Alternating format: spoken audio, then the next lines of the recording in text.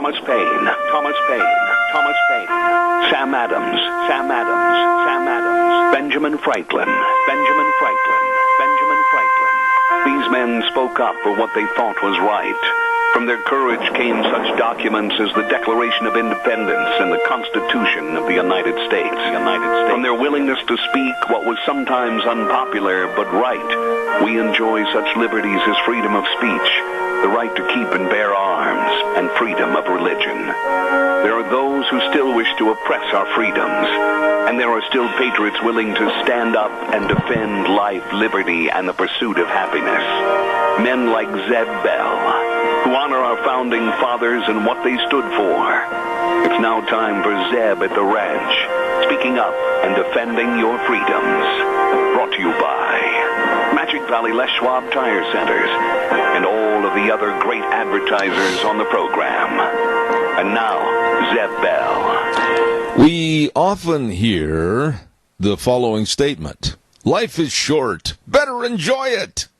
But how about eternity is long, better prepare for it? Good morning, everybody. Here comes Kate Smith and God Bless America, followed by a Patriot. Come on, Patriots, get out of bed, dial the number. Good morning, good morning.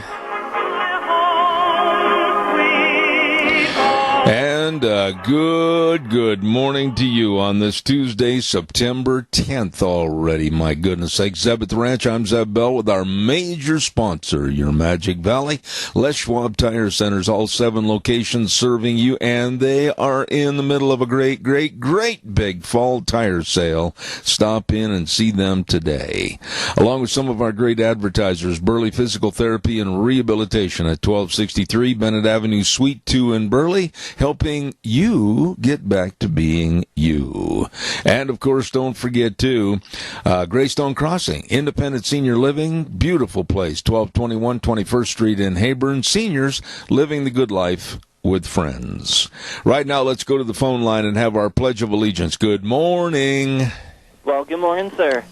I pledge allegiance to the flag of the United States of America and to the republic for which it stands, one nation, under God, indivisible, with liberty and justice for all. Attaboy Wheels. Good job. And right now, let's go to the weather forecast brought to everybody by K&R Rental. Hello, Roger and the crew at 256 South, 600 West of Heyburn. Right there, can't miss them on the Burley Paul Highway. And they offer the best of tools and equipment on a rental basis, long and short term. You better get a hold of them. Got a lot of projects to finish up before the ground freezes. I'll tell you, you better get in there. Talk to them today. Not sure what you need? Just talk to them on the phone before you get there. 678-3122. K&R Rental. And right now, here's Gina with the weather. Grab out the raincoat and maybe the umbrella. We're looking at a soggy forecast for today. Here's a look at your weather. 50% chance of rain showers off and on throughout the day. And as the storms move through, some could produce small hail and gusty winds. Maybe we'll see some sunshine for today, expecting a high of 64 tonight. Pretty much the same. Hopefully that's going to be tapering off as we move into the overnight hours with a low of 44. Tomorrow, 40% chance of rain showers in the forecast with a high of 66. Hopefully we're going to see clear skies for tomorrow night. Partly cloudy skies, but you might want to cover up those tender veggies. Expecting a low of about 38. For Thursday, sunny skies, expecting a high of 70, warming up to 75 for Friday, and by Saturday, back up to 80. That's a look at your weather forecast for Zeb at the Ranch. Wow, and it looks like there's a transition in the weather, and I'll tell you what, we'll keep you posted on that right here on Zeb at the Ranch. Thank you, Gina, and brought to you by K&R Rental. Boy, they've got the best of tools and equipment, all the knowledge, and if you're not sure what you need to finish any kind of a project, I urge you to visit with them. They can help you, and they will. Great staff. Open early in the morning at about 7 o'clock. K&R Rental, 256 South, 600 West of Heyburn, 678-3122. We have another great guest day today.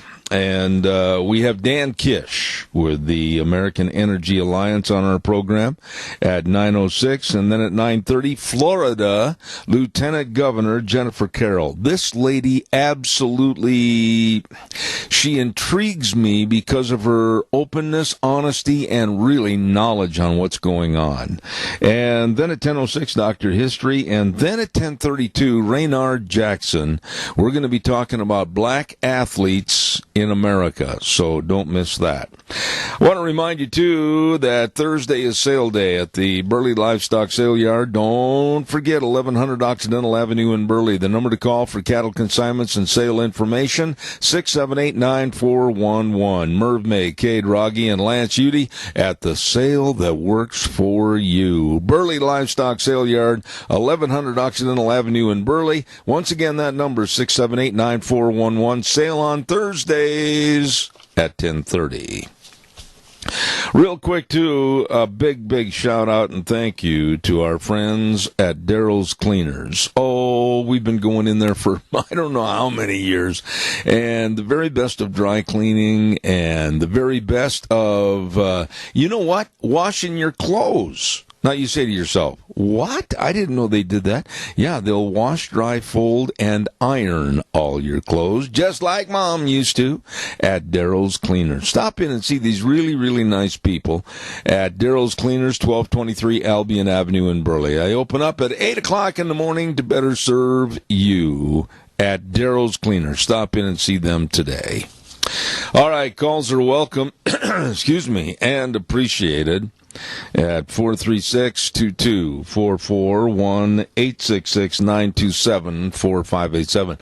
Wheels, it sounds a little fuzzy. Is it okay going out on the airwaves over there?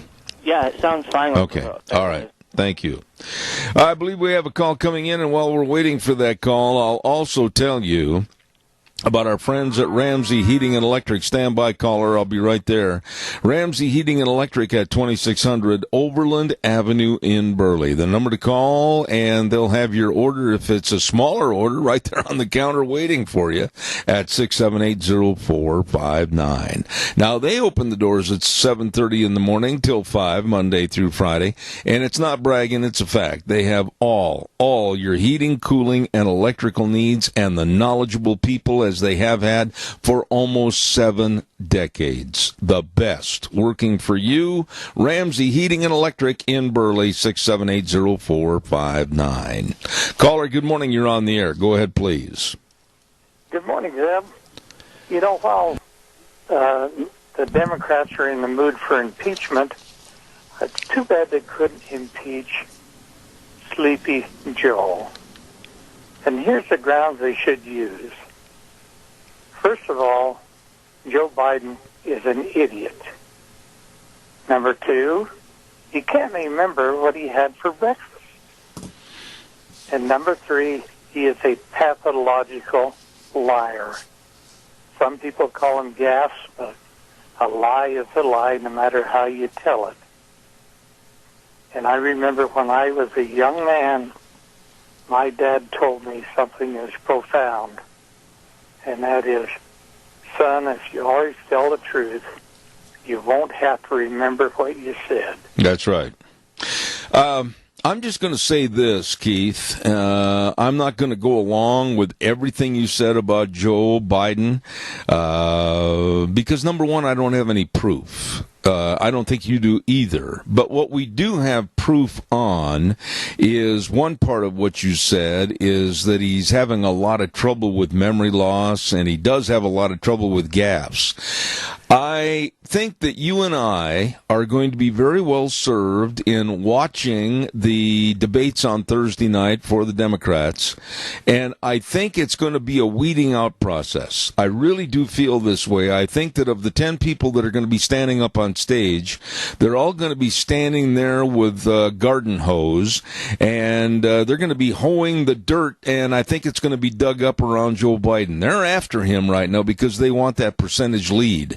And I think Thursday's debate is going to be very critical, and we will see, I think, a Joe Biden that is going down, down, down. You know, for the entire bunch that is running for president on the Democratic ticket, that opening statement you made this morning, they should take that to heart. We all should. We all should, Keith. I do appreciate your comments, and I'm going to be talking about the Democratic Party, as a matter of fact, in just a few minutes. So, Keith, thank you. I do thank you for your call. God bless. You bet. All right, sir. I want to remind you about America's Diner, and I look forward every month to getting together with our lunch bunch over at America's Diner, Denny's restaurant. They're all friends. They're all friends. We have had acquaintances and friendships now for a long time at our lunch bunch, and we are so blessed to have it over at Denny's restaurant. Thomas and the crew, they are such nice people to work with and be with, and I urge you to stop in. The food is absolutely delicious. I mean, breakfast, lunch, or dinner, desserts, anytime, all the time at Denny's restaurant, 611 North Overland and Burley, and 291 Line Road in Twin Falls, and I just urge you to be there. You can go in there anytime you want to, and you'll enjoy the great food. But we specifically look forward to our lunch bunches, Zeb Lunch Bunch, at Denny's Restaurant in Burley. Excellent. All right, calls are welcome and appreciated. 436-2244, 1-866-927-4587. I want to talk a little bit in just a moment about a man that is, in my opinion, purely my opinion, and that's why I give it freely, one of the most despicable, one of the most low-classed individuals in politics today. Who do you think I'm talking about? We'll find out.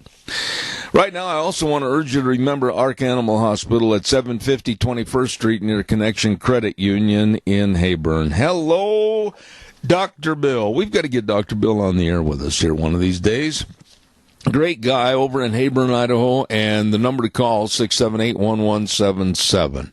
Now, I urge you to take care of your fall vaccinations for your animals, and there's been a couple of cases of pyro, and they want to make sure that you get your puppy dogs vaccinated. Don't take chances with your animals or your pets. Please make sure they stay healthy. Get a hold of Ark Animal Hospital today at 678-1177.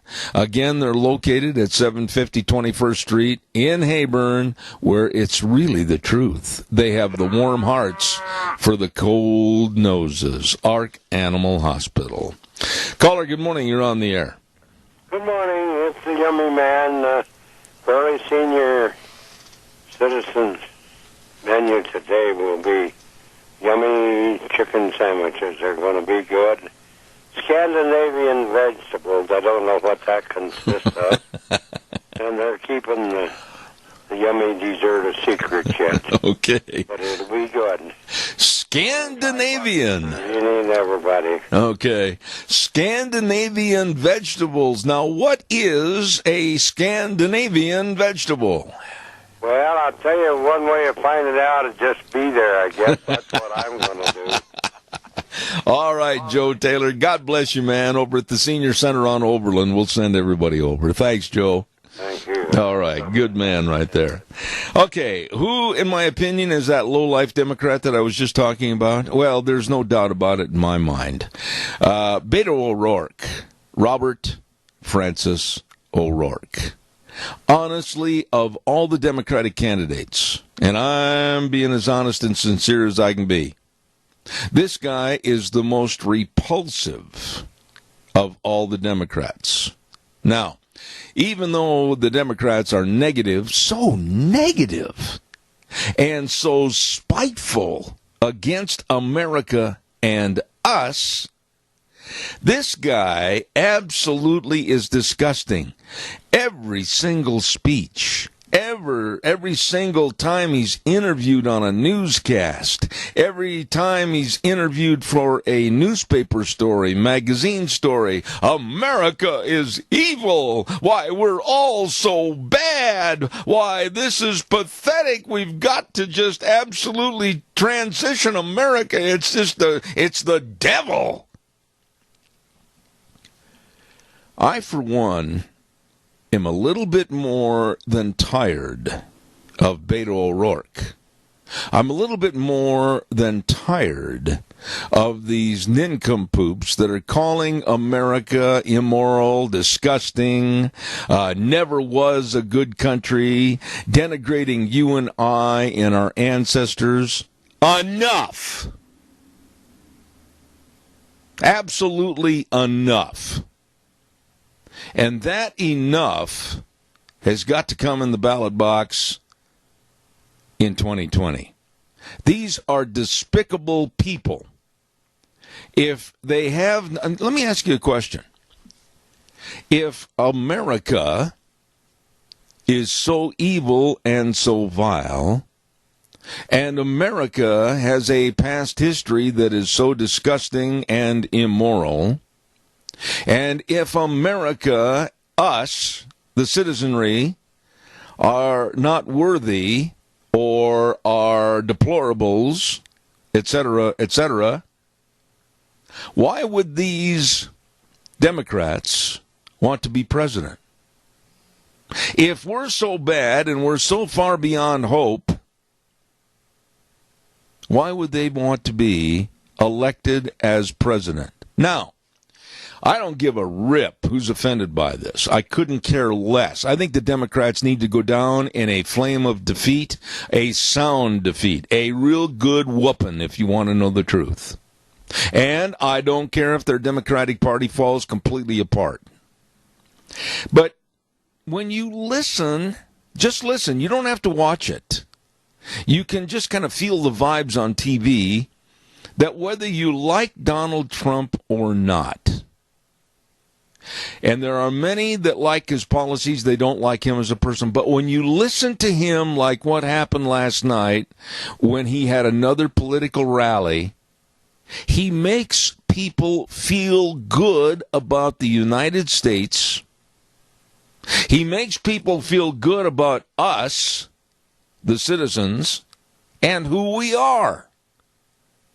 And that's why you see so many smiling faces and hear all the cheering and the chants and everything else at those rallies. He's pro-American. Now, these dim-witted Democrats, and that's what they are, that's not name-calling, that's a fact, want to keep condemning us and running us down. I mean, how would you like to be on a sports team? Really? And every single practice, you guys are terrible. You guys are lousy. You guys shouldn't even have a uniform on. You guys couldn't beat anybody. You couldn't whip your way out of a wet paper bag. Blah, blah, blah, blah, blah. You sure wouldn't have a very good opinion of yourself for the future or for the now. And that's exactly the picture the Democrats are painting for this country. Oh, we're all bad. You're all terrible. Why, you deplorables put this man in office. You should be ashamed of yourself. It just goes on and on and on. And when I listened to the Trump rally last night, I mean, there was a lot of great things about help make America great again, keep America great again, and doing a great job. And this area of the country is really starting to come around economically. I mean, it was enthusiasm. I would just beg that a Democrat locally that has a backbone. Now, I know they're going to be hard to find, but I'm asking. A Democrat that has a backbone, call me on the air, not on my cell phone after the show. I'm sick of those calls. Call me on the air and talk to me about this. Surely when you listen to all the negativity with whether it's Biden or whether it's Cory Booker or whether it's wild arm waving Elizabeth Warren or crazy Bernie Sanders or in this case this complete nincompoop Beto O'Rourke, it's all negative. Absolutely all negative. Your thoughts. Come on, your turn.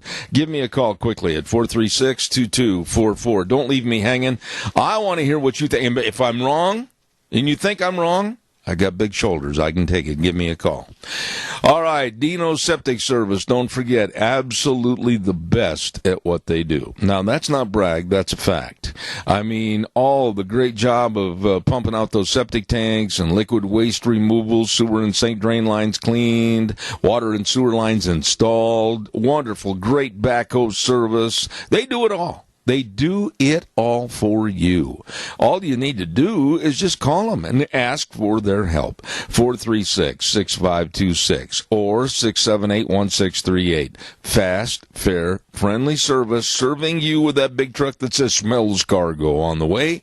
Dino's Septic Service, absolutely the best. Caller, thank you for your call. You're on the air. Go ahead, please. Good morning. I'd like to see somebody else call, but, you know, these Democrats, when they make commercials or they go to town halls or whatever, all they want to do is bash our president. Don't they have something that they would contribute if they were elected? Well, you're asking the obvious question that I've discussed on this program for a long, long time. And I go back to the football coach. I mean, you get Cory Booker, we're bad. Oh, my goodness, this society's bad. America's bad. America never was great. And then you hear that from Kamala Harris, and you hear it from, of course, Beto or Rourke, and you hear it from others. You know, why would you want somebody that condemns you all the time, not only the president, but also us, the deplorables? Why would you want to put them in office? Your question to you. You know, the thing of it is, the only things they have going for them is socialism. They want us to become socialists, and it's not what America is built on. Well, Keith, I have a real fear about socialism, and it goes back to my faith. In order to become a socialistic country, you have to remove God or the want to worship God. And that's where we're headed. I don't see anyone on the Democratic ticket that has the reverence and the ability to pay the respect and the honor to the good Lord. None of them. None of them. I find them all, I'll use the word they use for Republicans, I find the Democratic Party deplorable. You know, there's not one single one of them that if they came knocking on my door, I would invite them in. Because they got nothing really to say, and they're the ones who are deplorable. No, I tell you what, I feel the opposite way on that. I would invite them in because then I'd pin them down about their idiocy and their stands on various topics, whether it's the economy, whether it's on trade, whether it's on supposed climate change, whatever the topic. I would love to pin them down on questions that they would never get asked by CNN, MSNBC, or anybody else because those media outlets are too cowardly. Well, when you ask them something like that, what do? La, la, la, la, la, la. Put their fingers in their ears and refuse to listen to what you have to say. Well, either that or they are going to try to change the subject as skillfully and as tactless as they can. Keith, appreciate your call. Always. Thank you very much. Have a good day. Appreciate it. Calls are welcome. 436-2244, 1-866-927-4587. I want to get into the talking this morning about a word that I don't like. I don't like it. I don't like the other derivations of that word. I'm going to be talking about it in just a few minutes and may ruffle some feathers, but that's okay. Want to remind you, let your house welcome you home with the perfect temperature. The iComfort Wi-Fi thermostat from Lennox features remote control access, so you can adjust your home's temperature from anywhere. Well, check it out through Ramsey Heating and Electric and Lennox, offering up to $1,600 in rebates on a new home comfort system. Make yourself comfy. Call Ramsey Heating and Electric today at 678-0459 or visit them online at ramseysonline.com. Take care of that right away. Here is that word, and, I do this program for you. I do this program for you to bring you all the up-to-date stories of what's going on, maybe in many cases, behind the scenes. Well, the word diversity or diversify, I don't like the word, and I don't like what it's doing to America. Now, hear me out. Look up the word, let's say diversify. To create differences. To divide up. Look it up. You'll see it. I don't like what's happening in this United States because of diversity. I'm against it. Very much against it. Our local newspaper, has done all they can and continue to do more to create a feeling of great diversity here in the Magic Valley. But wait. Let's just talk about this for a minute. I am against diversity, and I'll tell you why. You can call me a bigot, anything you want. Because I feel we are ignoring what has kept us together for over 200 years. If the word diversity means that we are creating differences, boy, are we ever in this country. If the word diversity means to divide up, that's what's happening in the United States. And I think the answer is just what I said a minute ago, because we, the United States and the citizenry, are ignoring what has kept us together for over 200 years. All the values of this great country. The greatest Constitution ever written. The moral values, family values. We're starting to ignore those, and that's why we are dividing up. Right there, I'm going to stop, and I'm going to ask you to comment on it. Because if you disagree with me, fine, give me a call. If you think we're on the road to ruin and havoc and complete dividing through diversity, call me, and I'd like to hear your opinion as to why you agree with me. 436-2244, 1-866-927-4587. Don't weaken on me. Call me on this issue. While I'm waiting for your call that I know is coming in, don't forget Berry Equipment and Rental, sales, service, and parts. And they've got 3 great locations serving you at 159 West Highway 30 in Burley with a big sandbox out behind to teach you how to run the equipment, 465 Addison Avenue West in Twin Falls, and the Nampa location. And if you need the equipment for all the lifting and the digging and the pushing and the carrying, I'll tell you what, you better get a hold of them today.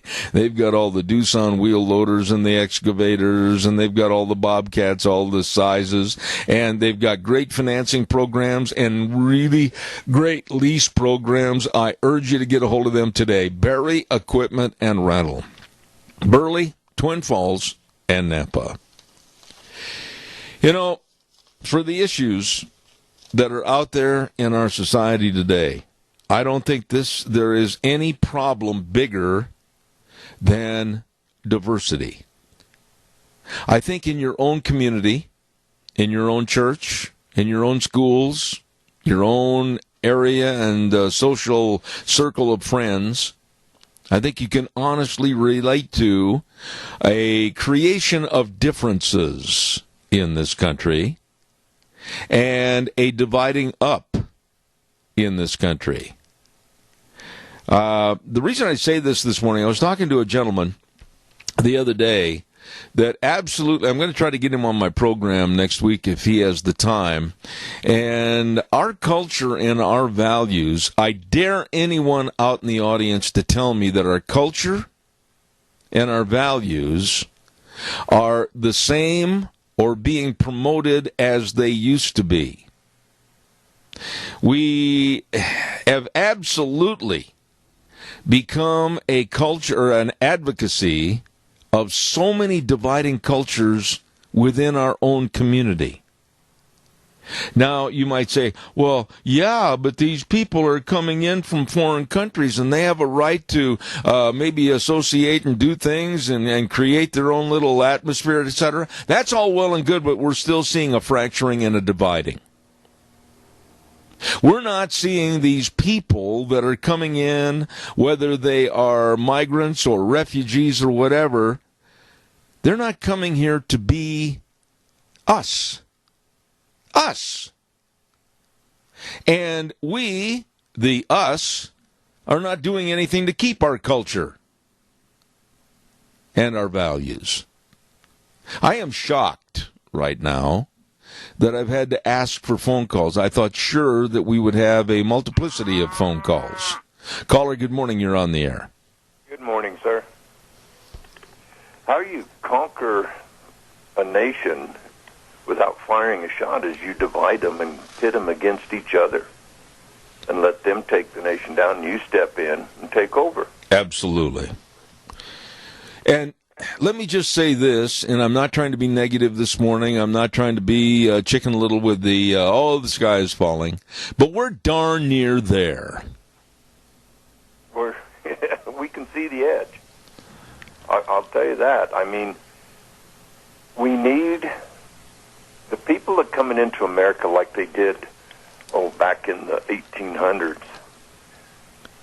They come in to become Americans because of what America stood for, an opportunity.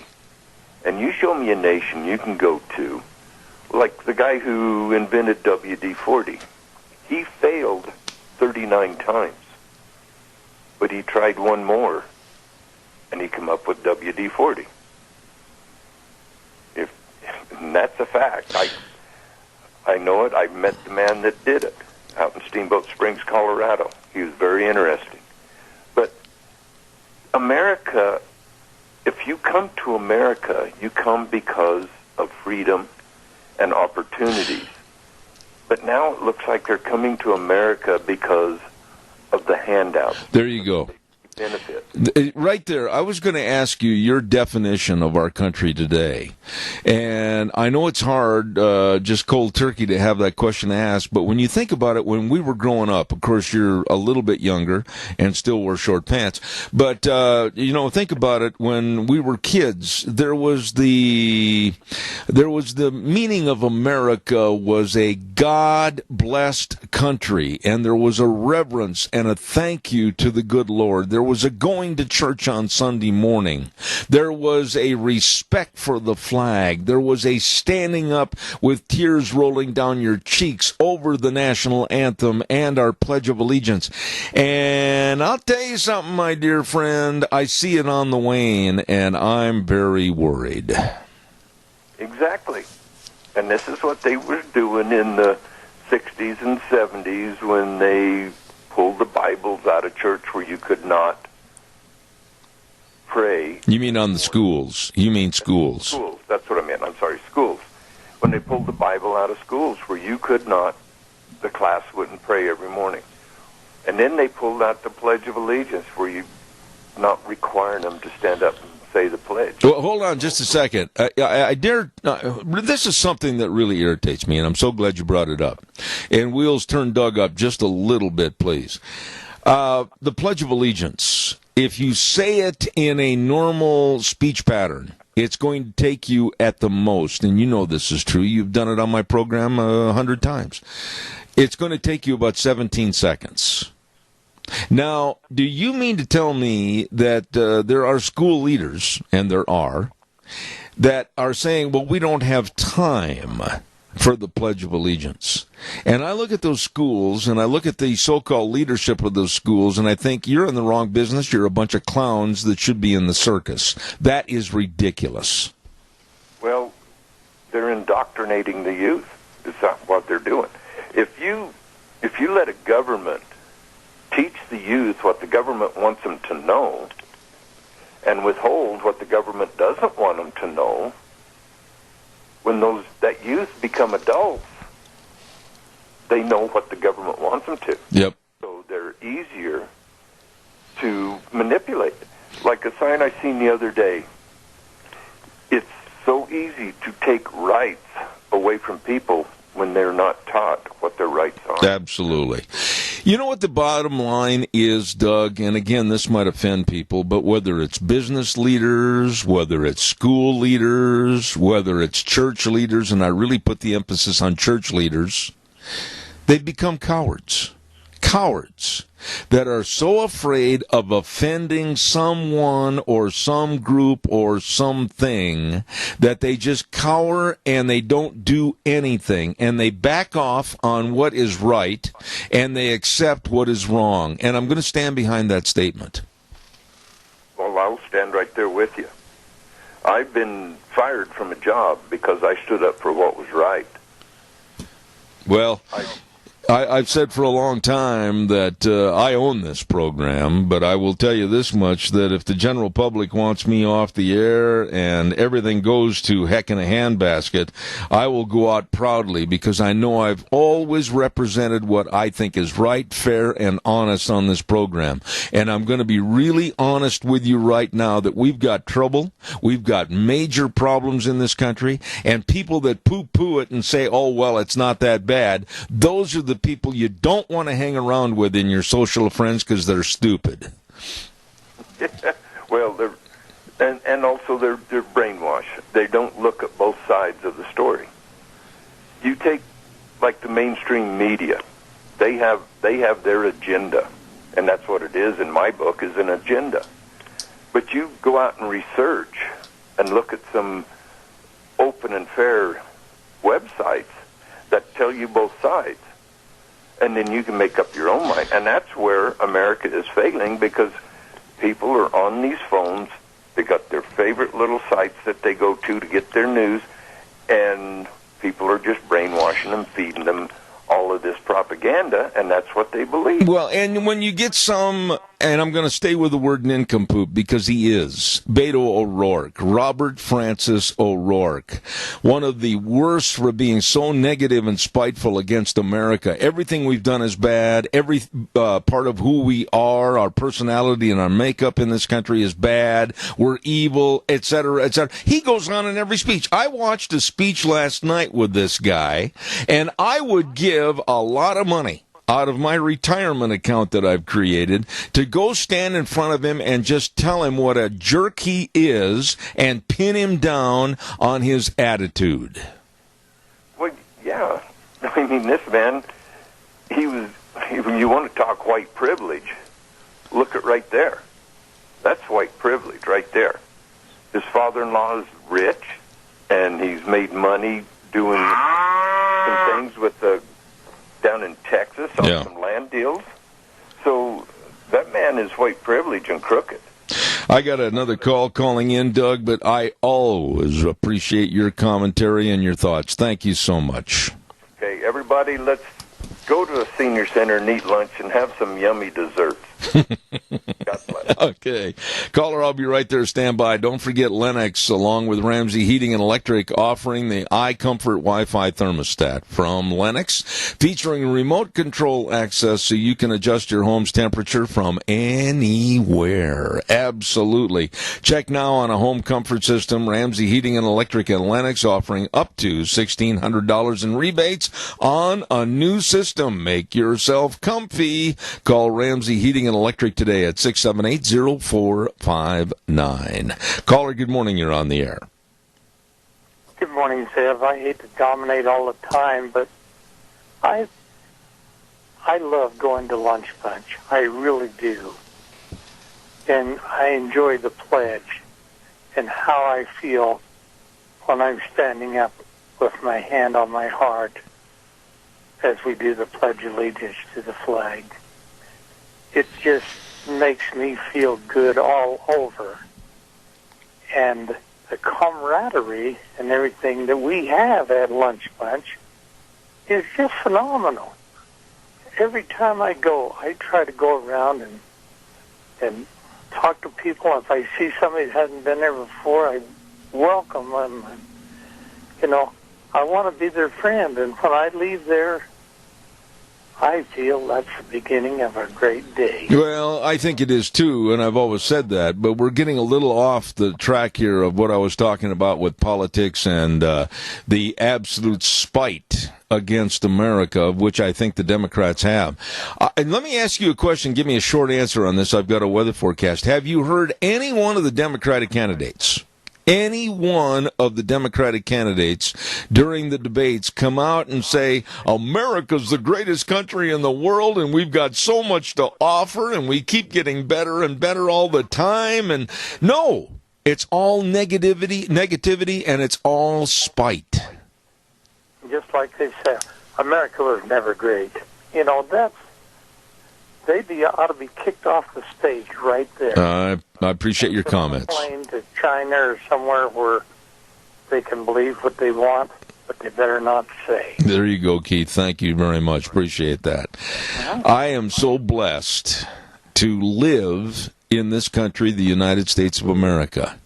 You can call me a flag waver. You can call me any name you want. For those out there driving up and down the interstate or wherever you are, I don't care. I am very thankful to the good Lord above that I live in this, the greatest country ever, the United States of America.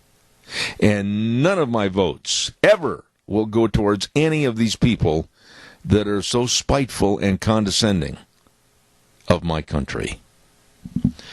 Time for the weather, and the weather brought to you by Mount Harrison Audiology and Hearing Aids. Oh, my goodness sakes, they've got all the different ideas to help your hearing health. I urge you to call for a hearing screening. The number, 312-0957. 312-0957. Mount Harrison Audiology and Hearing Aids, right behind the Minidoka Hospital across from the emergency room. Please, I urge you to call. Let them help your hearing health.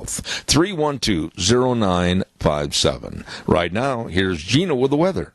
Grab out the raincoat and maybe the umbrella. We're looking at a soggy forecast for today. Here's a look at your weather. 50% chance of rain showers off and on throughout the day, and as the storms move through, some could produce small hail and gusty winds. Maybe we'll see some sunshine for today, expecting a high of 64 tonight.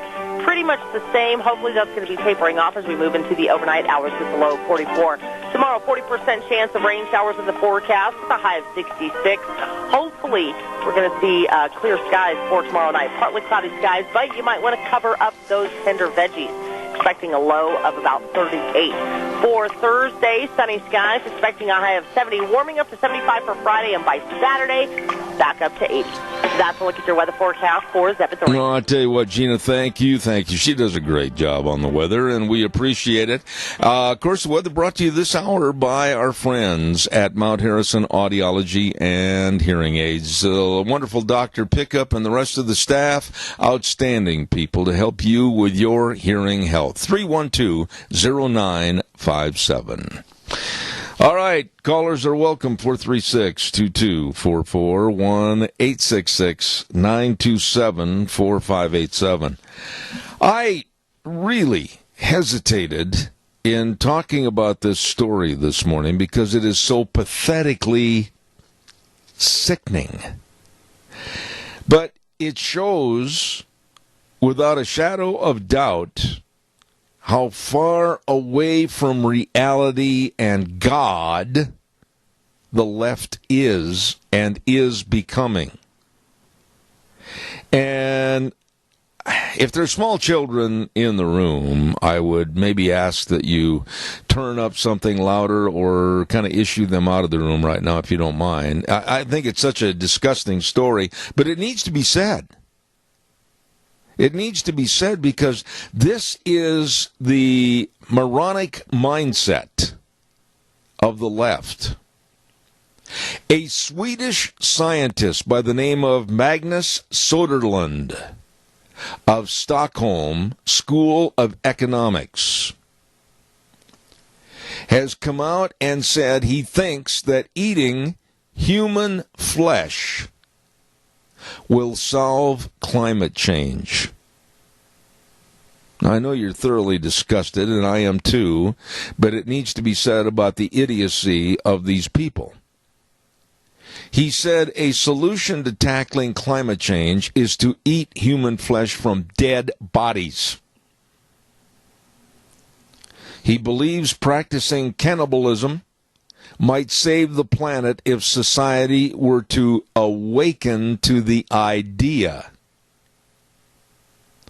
This disgusting man said, as he was speaking on Swedish television, he suggested dead bodies would be more sustainable than the meat and dairy industry, or even eating insects, if food sources become scarce in the future.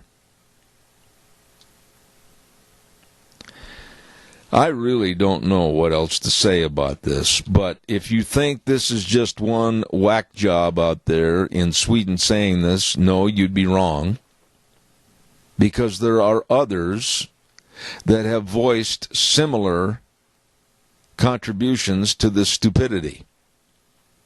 Bernie Sanders is one of them. Talked about aborting babies for the sake of climate change.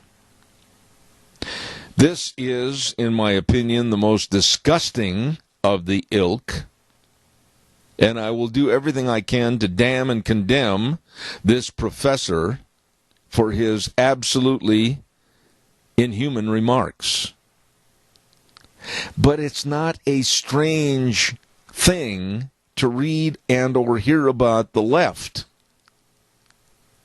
They've gone off the deep end of any common sense and any common decency in a civilized world. And now, because they are married to climate change, they are married to the destruction of mankind, this kind of story makes the press. And you can bet on one thing, that this idiot, and he is, has followers that are also perpetrating this insane idea. Disgusting.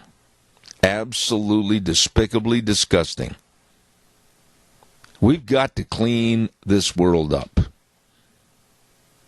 And I don't know if there's a big enough broom in a dustpan. Calls are welcome, 436-2244, 1-866-927-4587.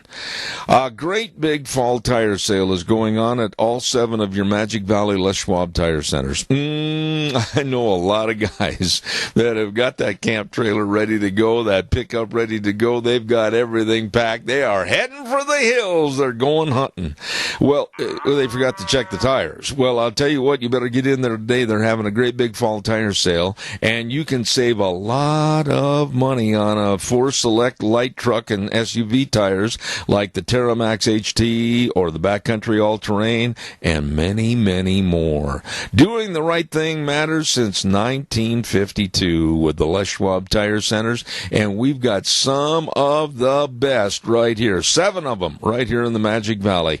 Lane in Rupert, Dave on Blue Lakes and Twin, Mike in Buell, Mike in Jerome, the Twist family in Paul, Daniel on Poline in Twin Falls, and Trent on Overland in Burley. The best, your Magic Valley Les Schwab Tire Centers. Caller, I've got exactly a minute and a half. Go. Well, you owe me breakfast because I about ripped mine up after that last story. But this new Green Deal, what do they want to do for America in the Dark Ages? And then what about the rest of the world if we quit making whatever they want, shutting off the oil and the coal and everything, and we go in the Dark Ages? What about the rest of the world? They're still going to do it. We are supposedly and are the leader of the world, and as we go, so goes the world. And anybody that disputes that is absolutely not looking at history and or current times and economics. I am sick and tired of the denigration of this country. I am sick and tired of the denigration of us, the citizens of this country, in favor of those that are coming in illegally or even the refugees. It's about high time we, the people, the citizens, the taxpayers that are funding all this, put our foot down and said enough is enough.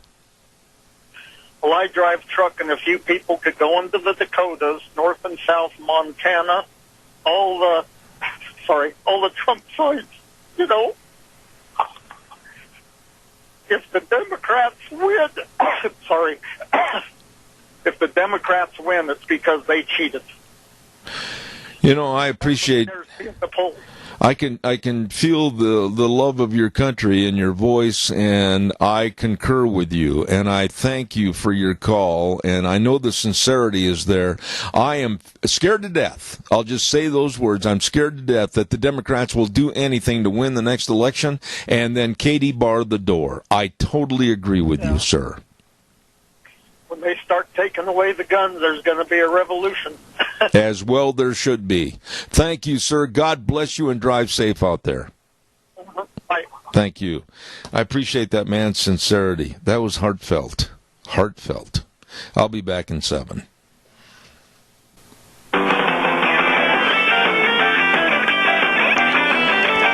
Oh, good morning. Good morning. Welcome back to hour number 2, Zeb at the Ranch. I'm Zeb Bell with our major sponsor, your Magic Valley Les Schwab Tire Centers. All 7 locations right now involved in a great big fall tire sale. You stop in and see them today, along with some of our great advertisers like Burley Physical Therapy and Rehabilitation at 1263 Bennett Avenue, Suite 2 in Burley, helping you get back to being you. And Greystone Crossing Independent Senior Living. Beautiful location, 1221 21st Street in Hayburn. Seniors living the good life with friends. Right now, Wheels, this good word for Western Waste. From the canyons of the Snake River and all across southern Idaho, we're always at your disposal. Western Waste Services, we care about our community, our resources, and this free land. Western Waste Services is lending a hand, always at your disposal. Western Waste Services. Oh, they are always at your disposal, and I'll tell you something, folks, you need to call them and find out about your fall cleaning. Maybe the garage is getting cleaned out, maybe the basement's getting cleaned out, maybe my office is going to get cleaned out. They've got dumpsters in various sizes, and they can bring one by, drop it off, you can fill it up, they'll come and get it. Absolutely always at your disposal. Call them at 734-6969, the best, Western Waste Services. I goofed and forgot a birthday boy today, and I understand that the Rupert Fire Department is going to be bringing his birthday because of all the candles on top. It's a safety hazard, and a great big happy birthday to George Mass. And happy what? Anniversary. And happy anniversary. You took the paper back, please, if you'd let me know. Jerry and Rhoda Davis. Okay, thank you, Deanne, for coming in. We've got that all taken care of.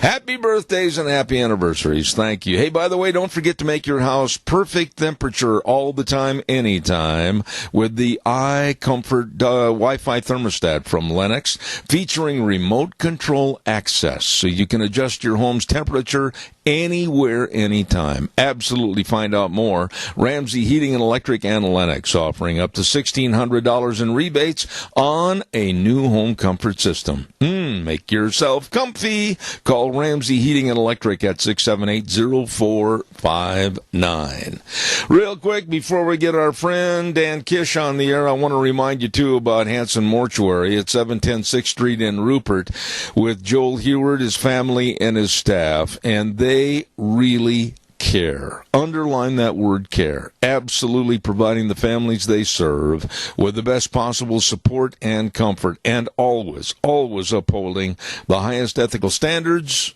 with unquestioned integrity. Please contact them when there's the loss of a loved one at 436-5636. That number again, 436-5636. Hanson Mortuary in Rupert, and Joel Heward also serving you and your family at Morrison Payne Funeral Home on East Main in Burley. This next gentleman that's on our program has been coming on Tuesdays to talk about energy, or the lack of, and he's with the American Energy Alliance. I have the utmost respect for him and his knowledge. And good morning to Dan Kish. How are you? Good morning, Zeb. I'm well, and hope you are as well.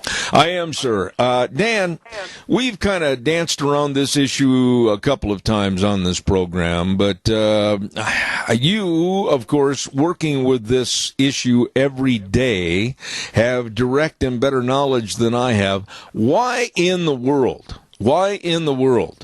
with all the energy under our feet, coal supply that could last a million years, natural gas, all the fossil fuels. We are now an exporter. We are energy sufficient. We are energy reliant on no one but ourselves. Why do we want to cast that away? Why do we want to throw it away and hide it in the closet and lock the door and go to something that is absolutely laced with uncertainty, and that's green energy? I don't understand. Please help me. Yeah, Zeb, it's a great question, and the fact of the matter is, listen, energy is the capacity to do work. Energy is something this country thrives on, always has thrived on. We've used it to turn wheels and make things and become the largest economy in the world. And honestly, there are a lot of people in places like Manhattan and L.A. and Washington, D.C. that don't like that, and it's all part and parcel of sort of bashing America, if you will, because denying us the energy that belongs to us, the God-given resources that we've unlocked through our hard work and blood and sweat and tears and investment. And you're right. I mean, there was a time when these same folks would be wringing their hands saying, we can't drill our way out of it. We don't have enough. We're running out. Now we prove them wrong, as we always said they were wrong. And their answer is now we can't use it because it's going to lead to catastrophic global warming and we're all going to die. And therefore we have to stop using all of this stuff. And so we'll just go and rely on Chinese solar panels and minerals that are produced in other countries because the same people don't want us to mine for anything here in the United States. And yet the amount of minerals it's going to take in order to make their vision come true, which frankly I hope it doesn't because all it'll do is weaken us and make energy more expensive, is astronomical. And they don't want that either.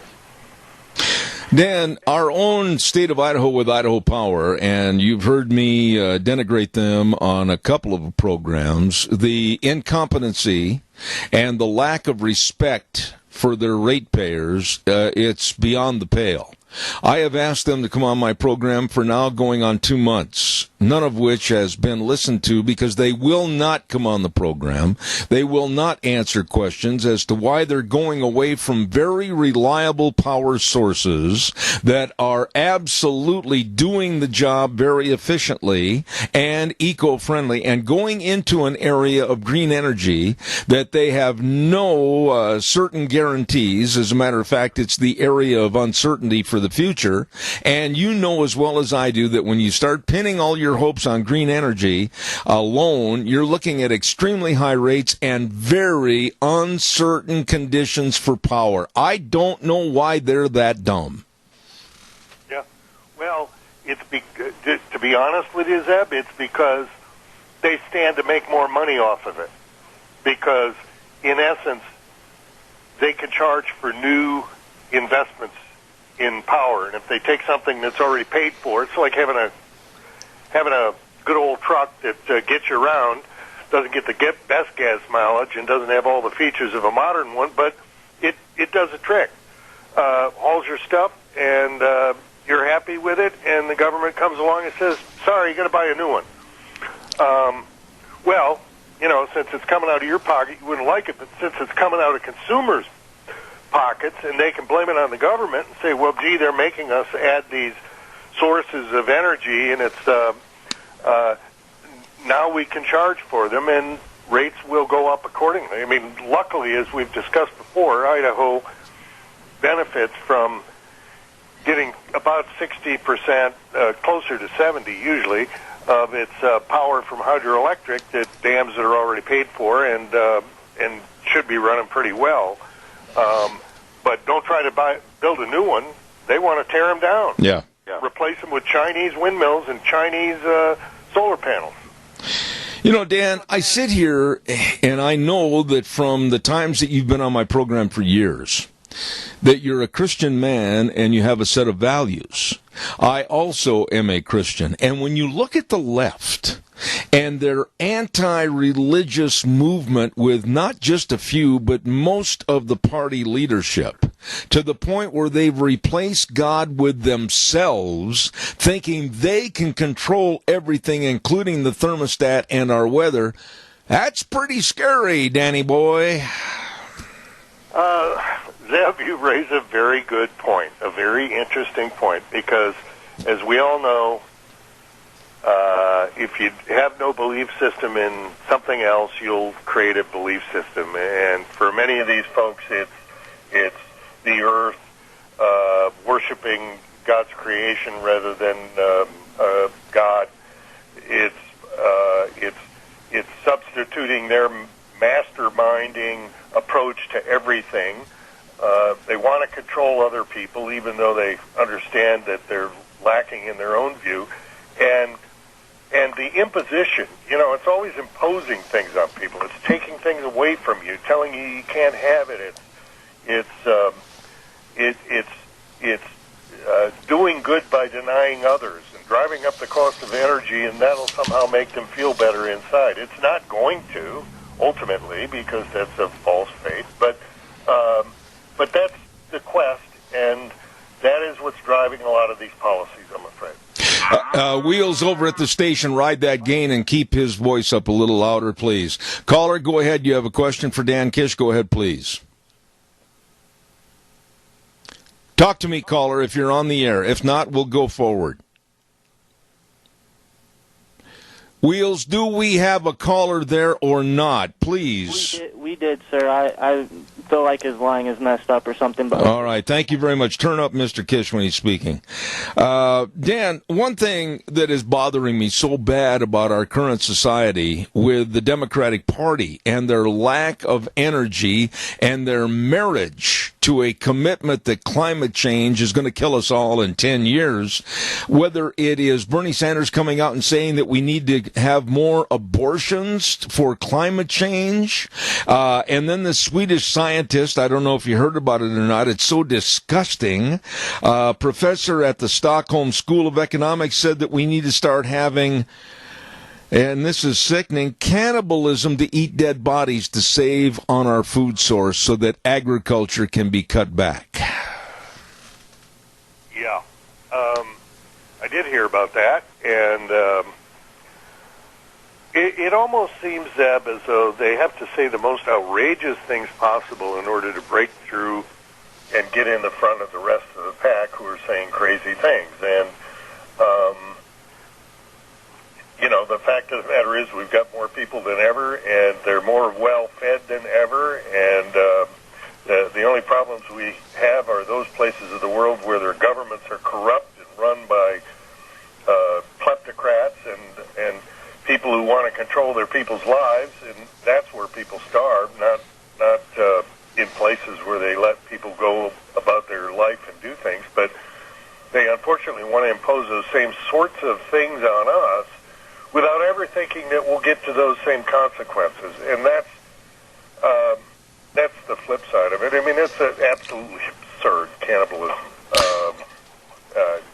What can I say? Well, and Dan, the problem is, and this is true because you, like I said, you're around this every day, whether it's this complete idiot over in Stockholm, or whether it's another almost complete idiot, Bernie Sanders, talking about abortion, they are talking about a cutback in agriculture to provide food for a sustainable society. And agriculture needs energy. Oh, absolutely. I mean, all of the inputs are energy related. In fact, fertilizer is energy related. It comes from natural gas principally, or phosphates, but mining.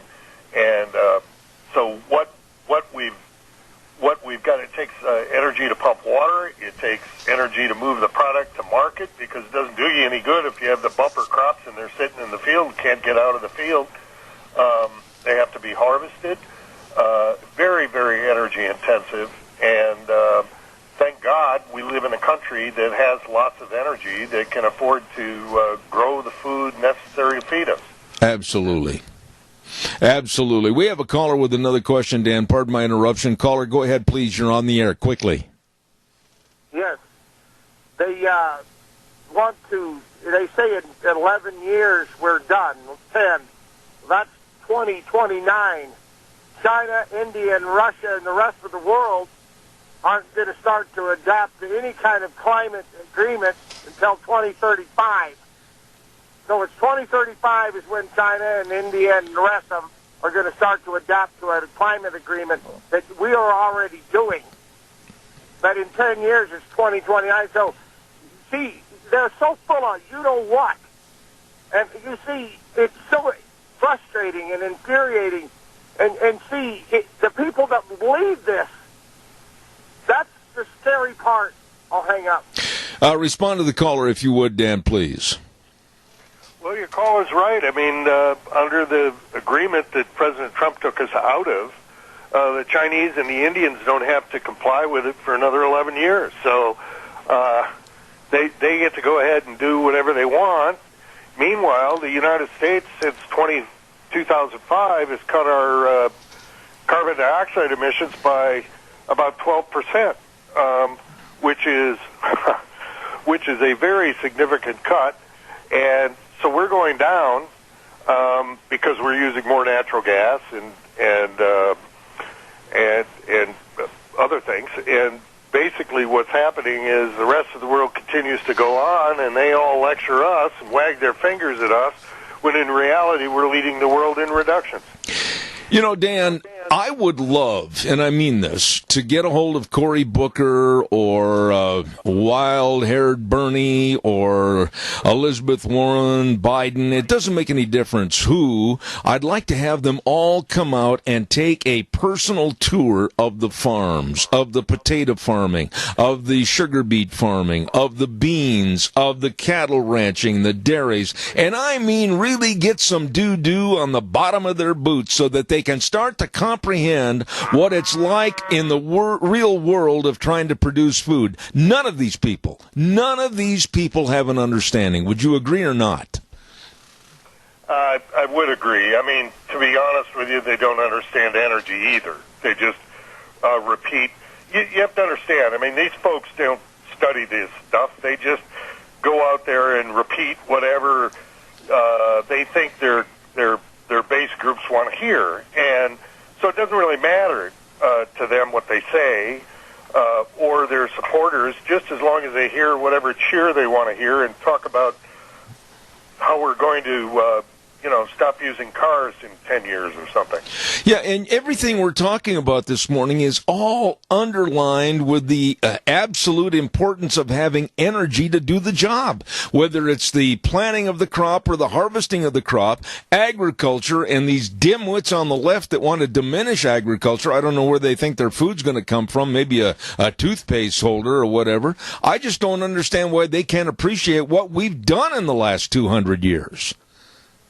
Yeah, well, life is pretty easy, see? I mean, there's food wherever they go, so they can't imagine it not being there. They get to travel wherever they want, whatever style they want, without any impediments whatsoever. So it's really easy to talk about taking things away from people when they have no recollection or understanding of what it would be like to live without them, Zeb. I mean, that's part of it. We've got a bunch of spoiled brats.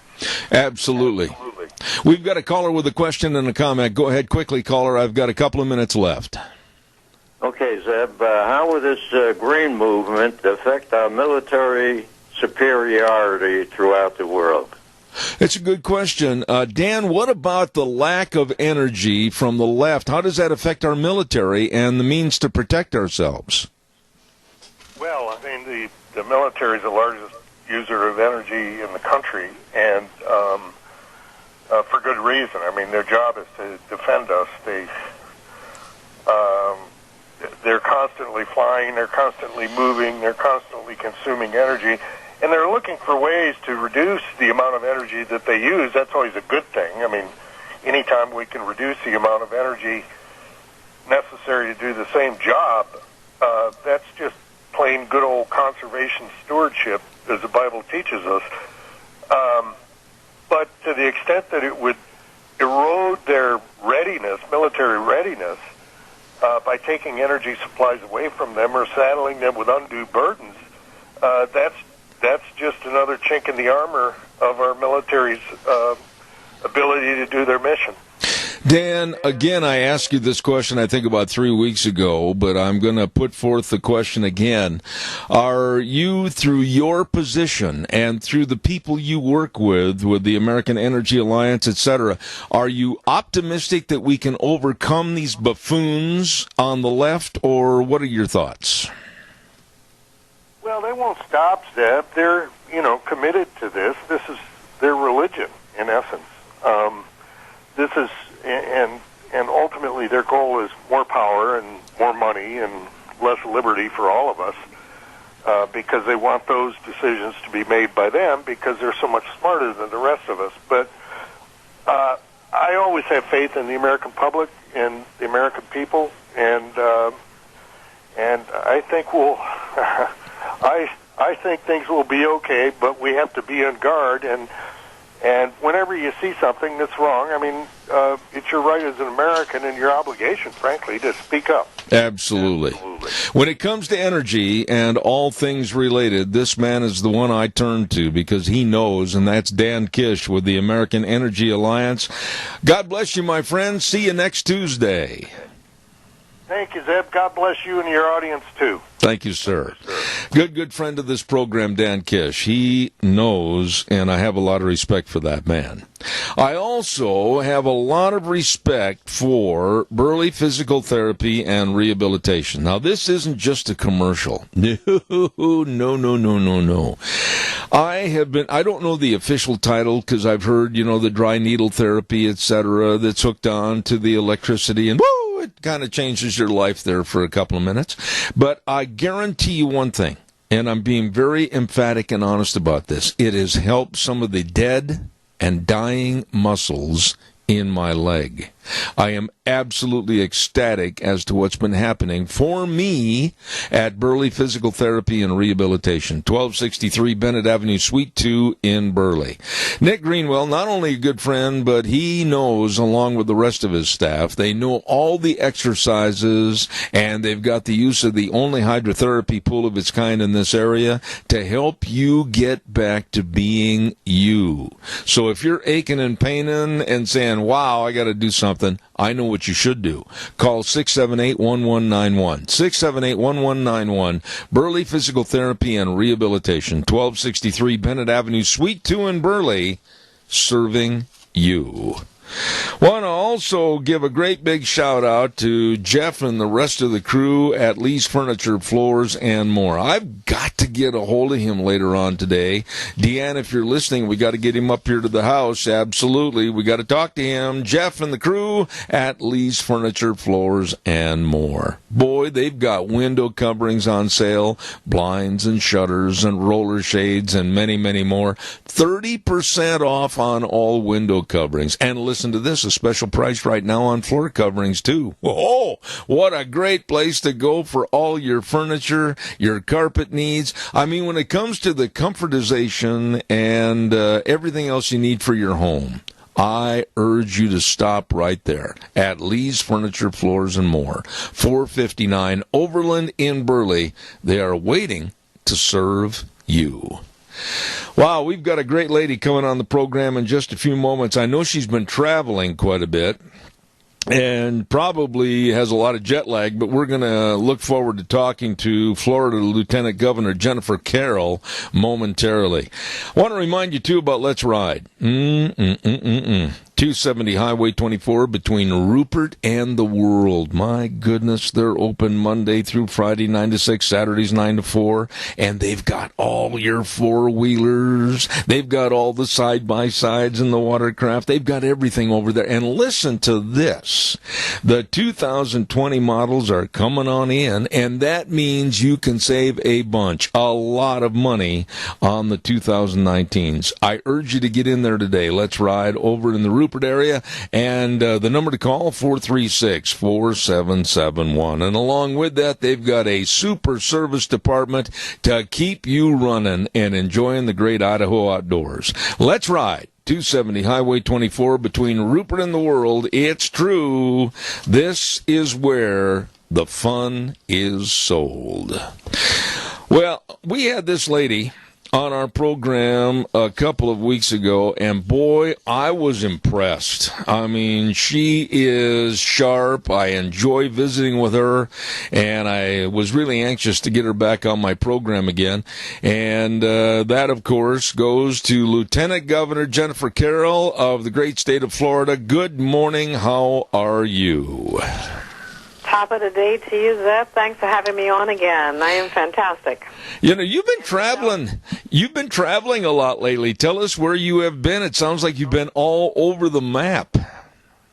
Well, it's true. I just came back from a 24-hour flight from China. I was at several locations in China, to include Beijing and Shanghai and Xi'an.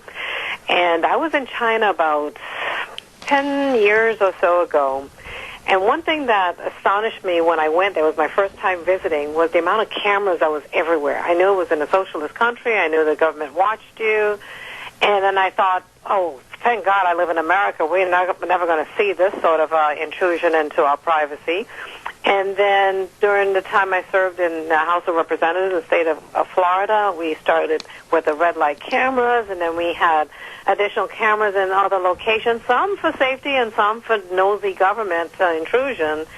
And this time around, there was even more cameras, and even to the people that were surrounding us in various events that we went to, the people were additional ears of the government. So you can really speak against the government or say anything about the government for fear that you may become a target of some sort of, particularly a political prisoner, being a United States person in the trade discussion that's happening now with China. So it was very unnerving that to hear the Democrats talk about turning our country into a socialist type of government, and that we need more government intrusion in our lives to tell us how to do, what to do, when to do, what to say, how to say it. And here are people living it, and they don't even like it where they are. I mean, even our tour guide would say, don't leave any of your computer or cameras or anything in the room that's of personal nature that way, because it will be looked at. And if we continue down this pathway with what we're hearing from the Democrats, particularly all these Democrat presidential candidates, and now we have an important race in North Carolina today that President Trump went to stump for Dan Bishop there, that people voting today particularly ought to realize that there's no consideration outside of voting for somebody that's a constitutionalist, voting for someone that is pro the American people, and not voting to change our government and our Constitution into something that is unrecognizable for how this country was founded. I hope you don't mind if I call you by your first name, Jennifer, but I really would like to elaborate on that a little bit, because what you said about free speech over in China. Yesterday on my program, I had an attorney on my program that is defending some students from the University of Texas in Austin, because the University of Texas has now speech Gestapo going around listening and trying to find somebody that's saying something that they deem is not going to be good for the public. And two students were talking about politics and Donald Trump, and they were turned into this Gestapo for a possible expulsion of the University of Texas. We have lost our First Amendment. Would you concur? I would concur. And you know, the sad part is the First Amendment is lost for conservatives. It's not lost for anyone else that wants to bash this country, that wants to destroy this country, that wants to turn this country into a socialist government. It's not lost for them. And the free market and the free constitutionalists ought to push back against these type of radical agendas that wants to be forced down and pushed on our young people, and also to people that do not understand our true civics of this country. Civics for the past 2 generations have been carved out of our public education system. And some of our older people are not teaching the younger generation what our government and our tiers of government is all about. Right away, even our elected officials in the Congress, as soon as they can't get their way, they go to the judiciary to try to get the judicial those judges, particularly in Ninth Circuit Court, to turn over any piece of legislation they don't like. But the judges are not supposed to be activists. They're supposed to look at any piece of legislation that comes before them for its constitutionality. If they cannot determine based on the information that was presented to them from whoever presented it, whether it was a party or a person that presented this piece of legislation for the intent of that legislation, then it goes back to that particular form of government for them to clarify that law. Not for the judges to say and rule in favor of whatever their political persuasion may be. And that is the breakdown of our republic once we allow one branch of government to supersede the other branch of government, and also to do legislative things that was not the intent and is not the breakdown of what our Constitution have put these levels of government in place for. We have a judiciary, we have a legislative branch, and we have an executive branch. And each one of them is supposed to be their own level of coexisting, such that one does not overreach the other, and one is a check and balance of the other. Absolutely. Jennifer, on my program, when you hear that cow, that means that we have a caller. When it's Zeb at the Ranch and a cow, we have a caller on the air. Go ahead with your question, please, if you would. Yes, Jennifer. There's been so many judges that were appointed by liberal Democrats, Clinton, Obama, even Bush seemed to be riding the fence. And Trump is trying to clean this up. Has he made good headway putting in common sense, logical judges instead of activist judges? Or is there just so much more to do? And some of these are appointed for life, or some of them are elected. Are we gaining on it? I'll hang up. Respond to the caller, please, Jennifer. Your call is up. And the president have made in some lower courts some great appointments. Now, to know if they're going to be truly great long term is to see the cases that comes before them to make sure that they are truly operating per the Constitution, and also per what our scale of justice represents. Balance, the scale of balance, the equality of application of the law, and the constitutionality of the law. And what we've found, like with the CIA, the FBI, and the investigation that's going on with the Justice Department, the Justice Department on the Russian collusion and where did it start, and Hillary Clinton emails, and we're seeing a two-tiered level of justice here, which is not good and safe for our republic.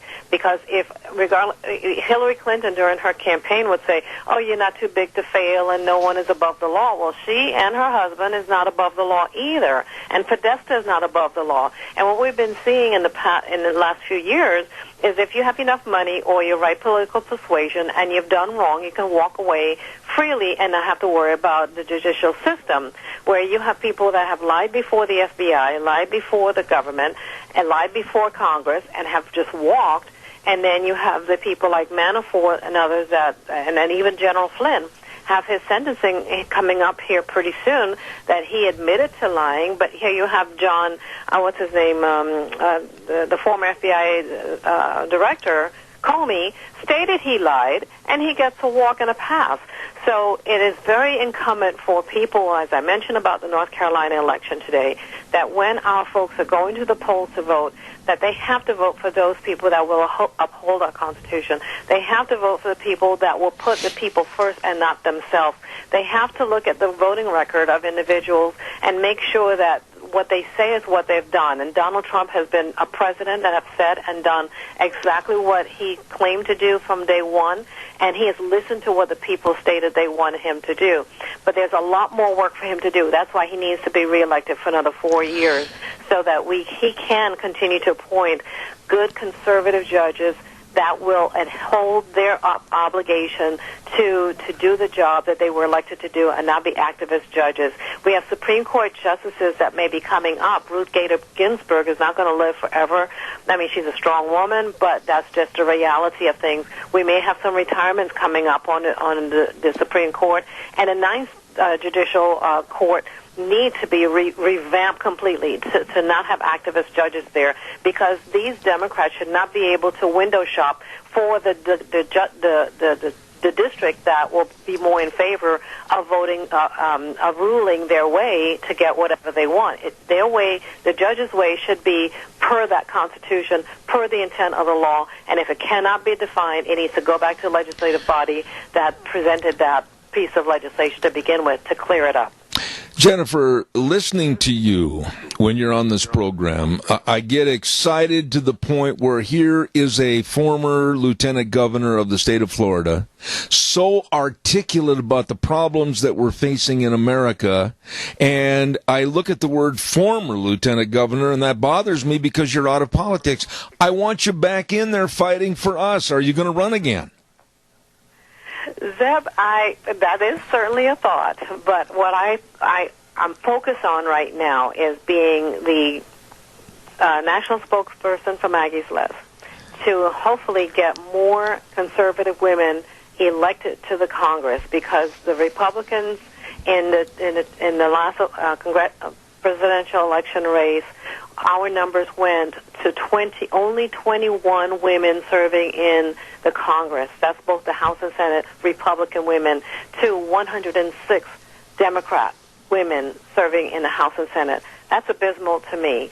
The president needs to have conservative women that will speak up when these AOCs and Elon bring out their radical socialist agenda, and then the men are afraid to speak out because they're going to be called sexist, homophobic, and whatnot.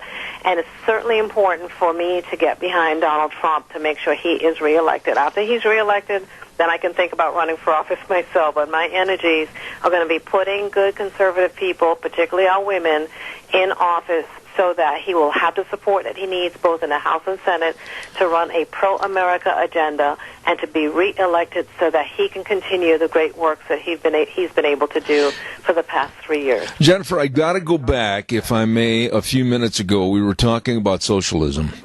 And one of the root causes of the problem that we have today is our education system, from K all the way through the university system.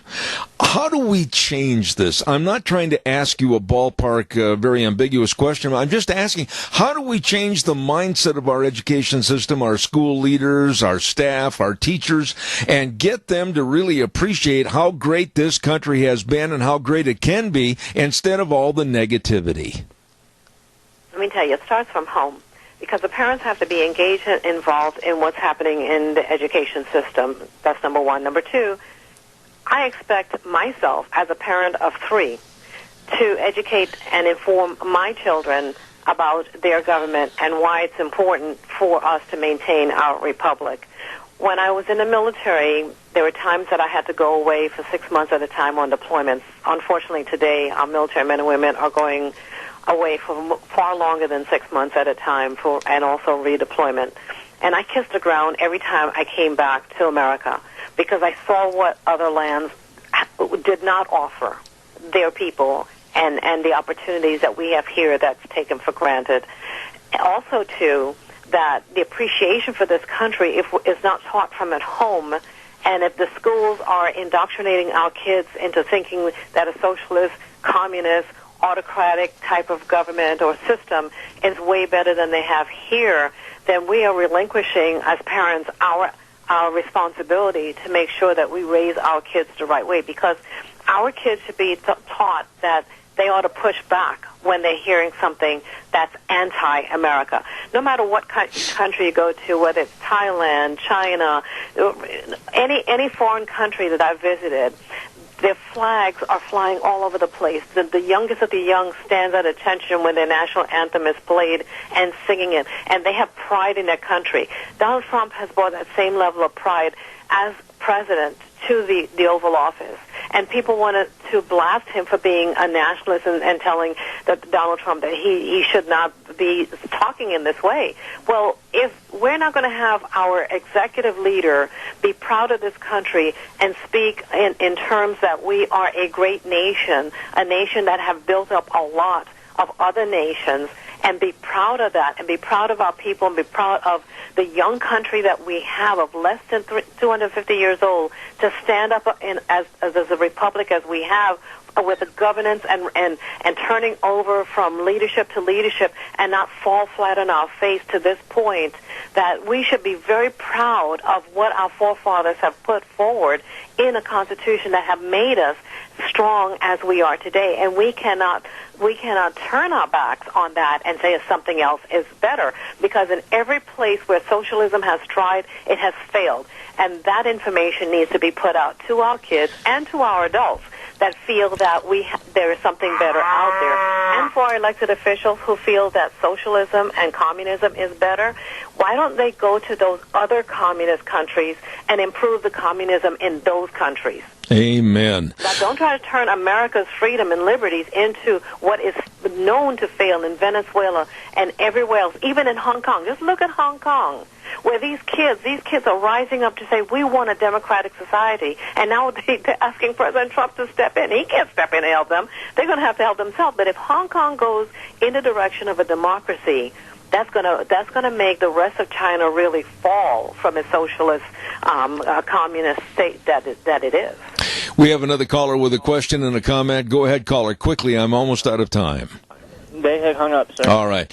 Jennifer, final thought. Are you at all, and I don't mean to put you on the spot with this question, but when you look at the Democrats with their condemnation of not only this country but us, every single night, whether it's Beto O'Rourke or whether it's Elizabeth Warren or whomever, condemning us and this country, are you concerned that they are making waves and headways that maybe in 2020 they might sway the vote? What are your concerns? I am concerned about that, particularly with our younger voters who are not attuned to the civics or have been privy to civics information in the public education system.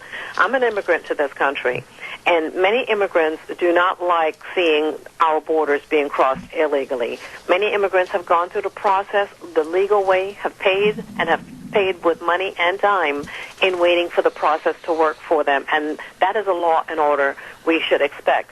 With the freeness that the Democrat candidates are pushing to our young people and pushing this utopia, I fear that that's going to make some voters vote for these candidates that is not going to be in the best interest of America. And if you truly listen to their message, it's not about pro-America. It's about all the wrong things, like Beto O'Rourke, all the wrong things that have happened with America. Well, every country has had some wrong things happen. But in America, we've made amends, and we have also put things in place that if something were to happen, whether it's to me as a black American, to turn around and say, well, I've been discriminated, there's legal ramifications for that and recourse for that, which in many other countries do not have that same level of recourse.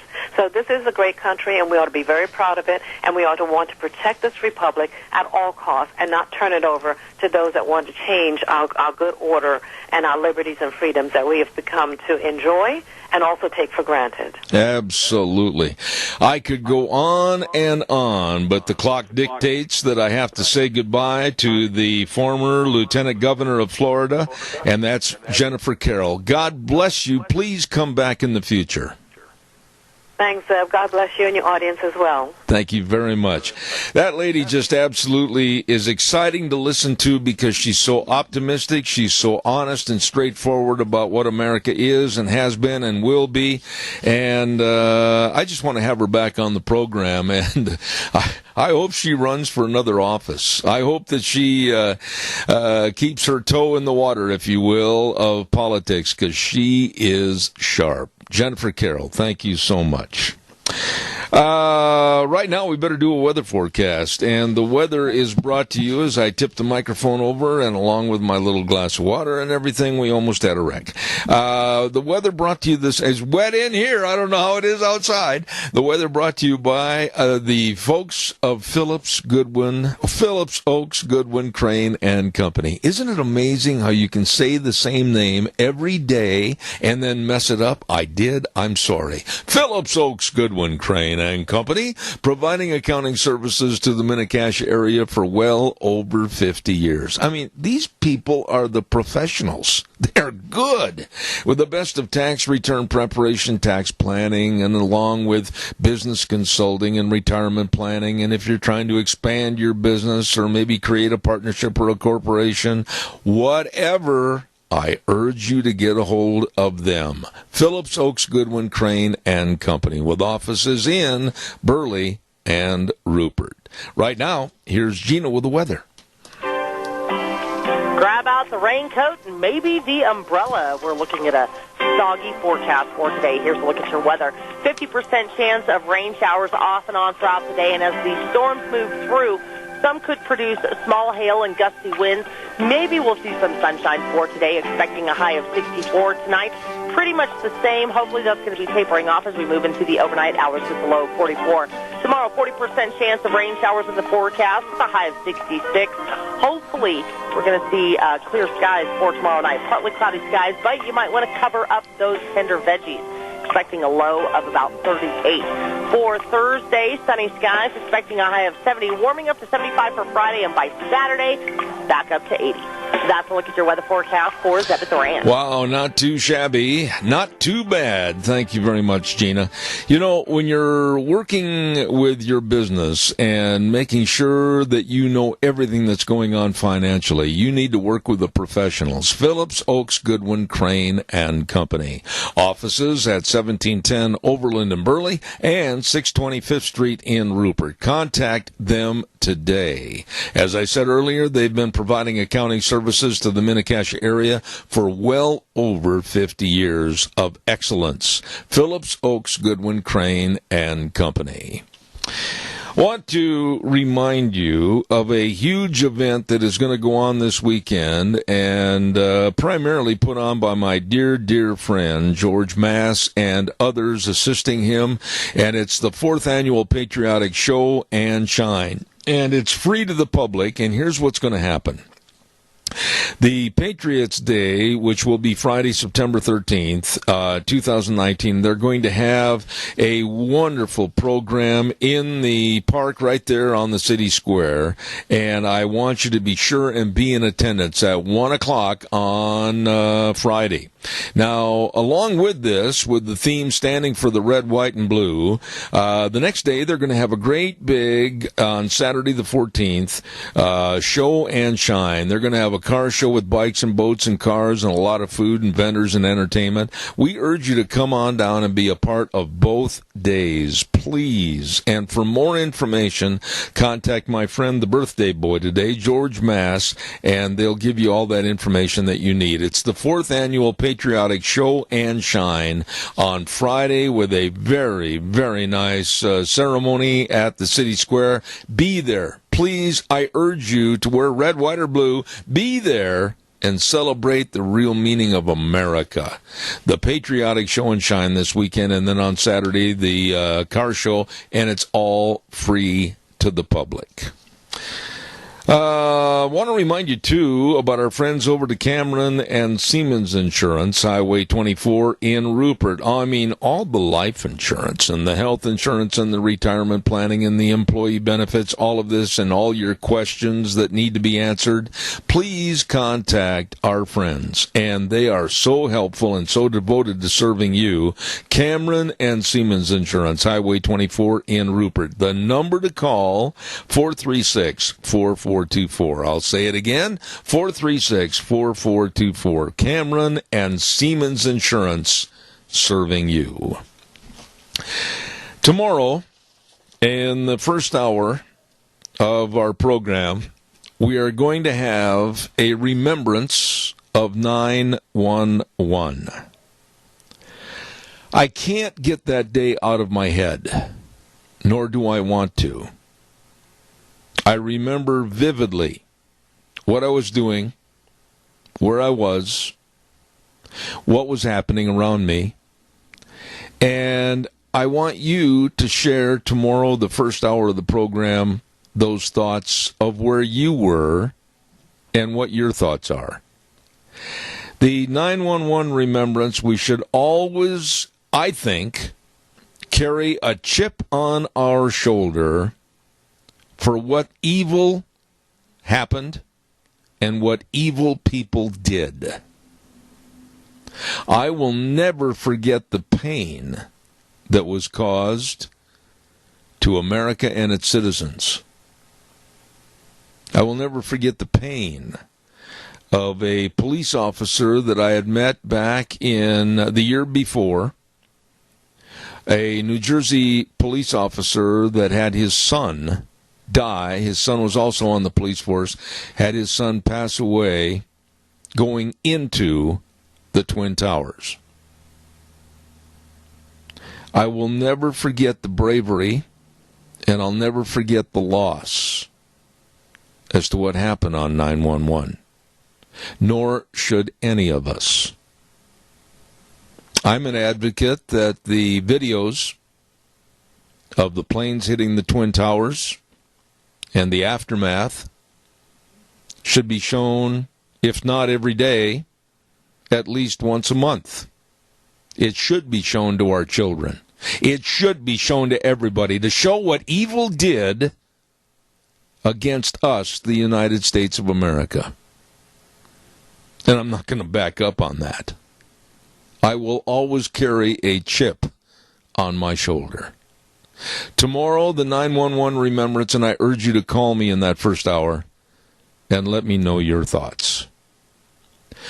Right now, we're going to prepare for the next half hour of our program coming up after the CBS News, and that's, of course, the great Dr. History coming in the door. I can hear him now, and we'll be back right after the news. Wheels, take it away.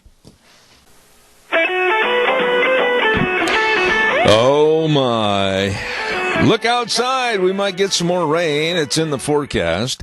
Zeb at the Ranch, and good morning to you. Brought to you by our major sponsor, your Magic Valley Les Schwab Tire Centers, all 7 locations, and they're having a great big fall tire sale right now. Stop in today, along with some of our great advertisers like Burley Physical Therapy and Rehabilitation at 1263 Bennett Avenue, Suite 2 in Burley, helping you get back to being you. And Greystone Crossing Independent Senior Living, beautiful location, 1221 21st Street in Hayburn. Seniors living the good life with friends.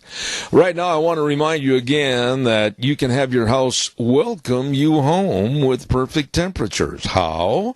Well, the iComfort Wi-Fi thermostat from Lennox features remote control access, so you can adjust your home's temperature from anywhere. I'll tell you what, check it out. Ramsey Heating and Electric and Lennox teamed up to offer over $1,600 in rebates on a new system. That's right. So make yourself comfortable. Call Ramsey Heating and Electric today at 678-0459. Terms and conditions apply. See the dealer for details.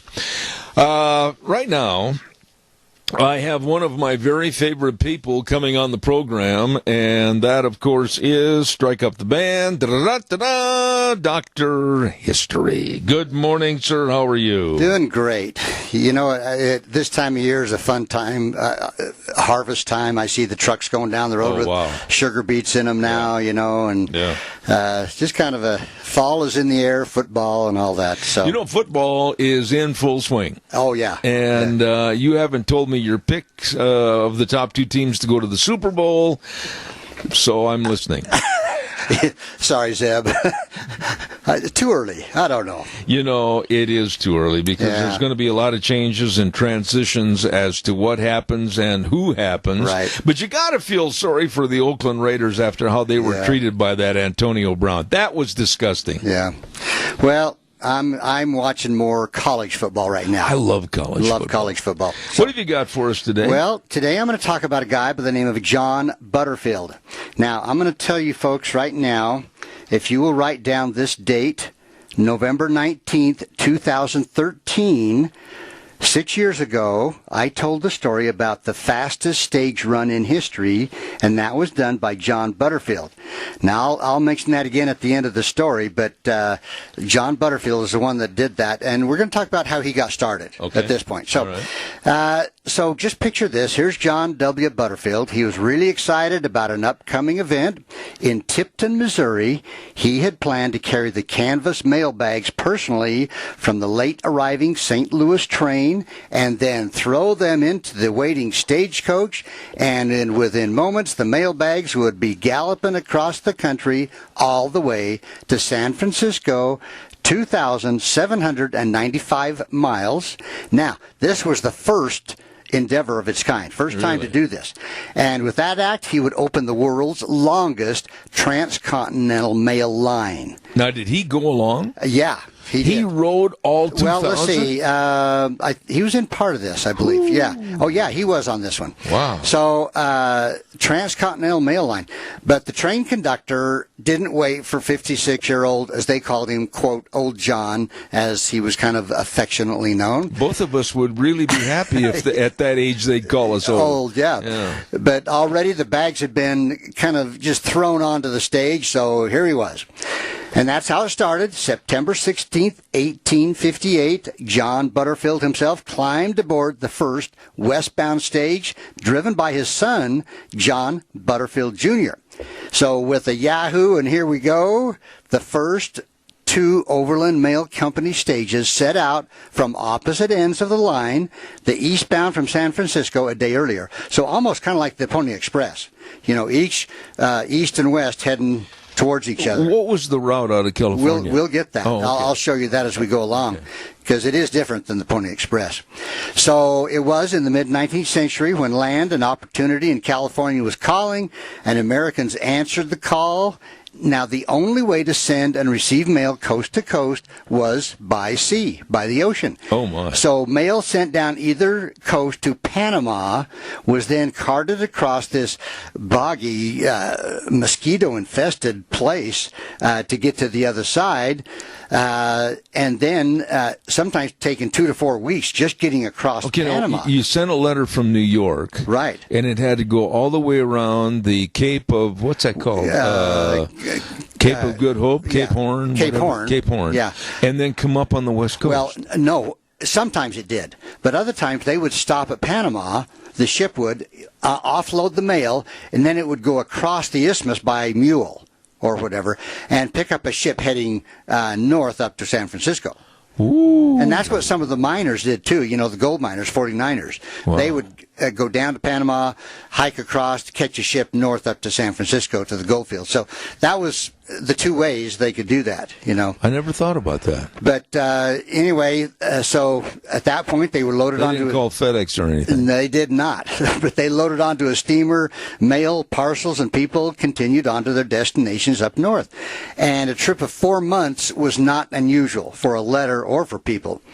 Well, it's not good enough. People complained, and surprisingly, Congress took notice, and on March 3rd, 1857, authorized Postmaster General and former Tennessee Governor Aaron Brown to contract for mail service from Missouri to California. Now, the U.S. Postal Service advertised for bids, and they had some requirements. And here's what it was. Number one, begin operation within 1 year. So whoever's going to do this got to get it all set up within 1 year. Number two, use the selected, quote, all-weather, no-mountain southern road. So it could not go across the mountains. So basically the all-weather means they went a south route like through Arizona, etc.? Right. Oh. Number three, they had to create a spur line that split off going to Memphis, Tennessee. Number four, cost no more than $600,000 per year. Number five, provide a semi-weekly service. Number six, deliver the mail on each trip within 25 days. 25 days. Which was a heck of a lot shorter than 4 months. Oh, my. So, Well, John Butterfield, who happened to be a friend to the incoming president, John Buchanan, he won the bid. He and his associates signed a 6-year contract on September 16th, 1857, and the stage was set for the first efficient transcontinental mail service. Wow. Now let's talk about John a little bit. Yeah. He was born in Berne, New York, November 18th, 1801. John Warren Butterfield drove his first stagecoach when he was just 19 years old, and that was in Albany, New York, and then in Utica, New York, where actually he was elected mayor in 1856. So he was an active guy. Yeah. But he was heavily involved in mail and passenger lines in upstate New York, and he organized the Butterfield, Wasson and Company in 1849. Now, the next year, he merged his business with Wells and Company and Livingston, Fargo and Company. Oh, so he was kind of connected to Wells Fargo. Right. So it formed the Wells and Fargo Company and also the American Express Company. So this is how things kind of... Don't leave home without it. Yeah, they were kind of, coming together here a little bit. So Butterfield, who had a very strong work ethic, made him the right man to be president of the Overland Mail Company. And they shortened that to OMC. So when I say OMC, that means the Overland Mail Company. Okay. Now, the two starting points, St. Louis and Memphis, would converge, here's the direction, Zeb, converge at Fort Smith, Arkansas. The route would then run through Indian Territory, which is present-day Oklahoma, over the plains of Texas to Franklin, which is near El Paso, across the New Mexico Territory, which Arizona Territory was not created at that time, but that's where it was, to Tucson, and then enter California at Fort Yuma on its way to Los Angeles. Yeah, but they still had a lot of Indian problems then. Yeah. And then north to the western terminal at San Francisco. So kind of like a big, huge loop, Kind of almost a horseshoe. Yes, so south and then to north. So, as with typical, there were people that complained about this, and the Northerners objected, and the newspaper, the Sacramento Union, based in the capital city, missed by the Southern Road, called this a, quote, foul wrong, or, quote, an outrage upon the majority of people of the state, and a Panama route by land. Anyway, they just didn't have anything good. The New York Press said this. It says, one of the greatest swindles ever perpetuated upon the country by slaveholders. Let me ask you this, though. When they got to San Francisco, did they have other sources to take the mail and refer it to the destination points after that? Well, at that point, yes, they were distributed by local routes, that went by horse, buggy, or whatever. Yeah. But, these opinions were noted but disregarded, and then the U.S. Postal Service just pushed on, even though, again, like a lot of things, people are not happy with it. Well, so here's what, within 1 year, this is what Butterfield accomplished. He bought 1,200 horses and 600 mules, each branded with the OM, Overland Mail, and then he distributed these 1,200 horses, 600 mules across this whole route. He ordered 250 wagons. He was able to buy several thousand tons of hay and grain, and again, distribute that throughout the route. He built 200 way stations around 20 miles apart. He dug 100 wells. He surveyed 2,800 miles and actually graded river fording sites. He opened new roads or improved old ones. He hired 1,000 men as surveyors, conductors, drivers, blacksmiths, whatever was needed. Holy smokes. He created the run schedule. Now, there's a lot to do right there, Zeb. I mean, just the schedule of, how quick are you going to get from this station to this station to this station and get to San Francisco? So roughly from right where we're sitting to Burley would be one run on one set of horses. About 20 miles. Yeah, about 20 miles. Yeah. So, but Butterfield's hand was seen through the company, and here's what he said, quote, "Remember, boys, nothing on God's earth should stop the United States mail." There you go. There it goes. And so letters... Except the dog. Yeah. And so letters and packages. Now, this is kind of interesting, Zeb. Never payroll or valuables. No gold, no like Wells Fargo. Just letters? Yeah, just packages and letters. Wow. And they were delivered in a timely fashion. By the outbreak of the Civil War, the OMC stagecoaches were delivering more mail at 10 cents per half ounce. Okay, that's $3.12 today for a half-ounce letter to and from the West Coast than all the ships combined going around South America. Really? So they were doing a good business. Yeah. Well, early on, Butterfield and his associates decided the deliveries would be more profitable if they took passengers as well. You know, that's a logical thing. Slowed them down, though. Yeah, it probably did. But travel was pretty expensive. Okay, so for a person, 10 cents a mile or one way for $150, $3,116 today. Are you kidding? So over $3,000 if you're going to ride from east to west or west to east. Now, they had these heavy Concord stagecoaches built in Concord, New Hampshire. Mm-hmm.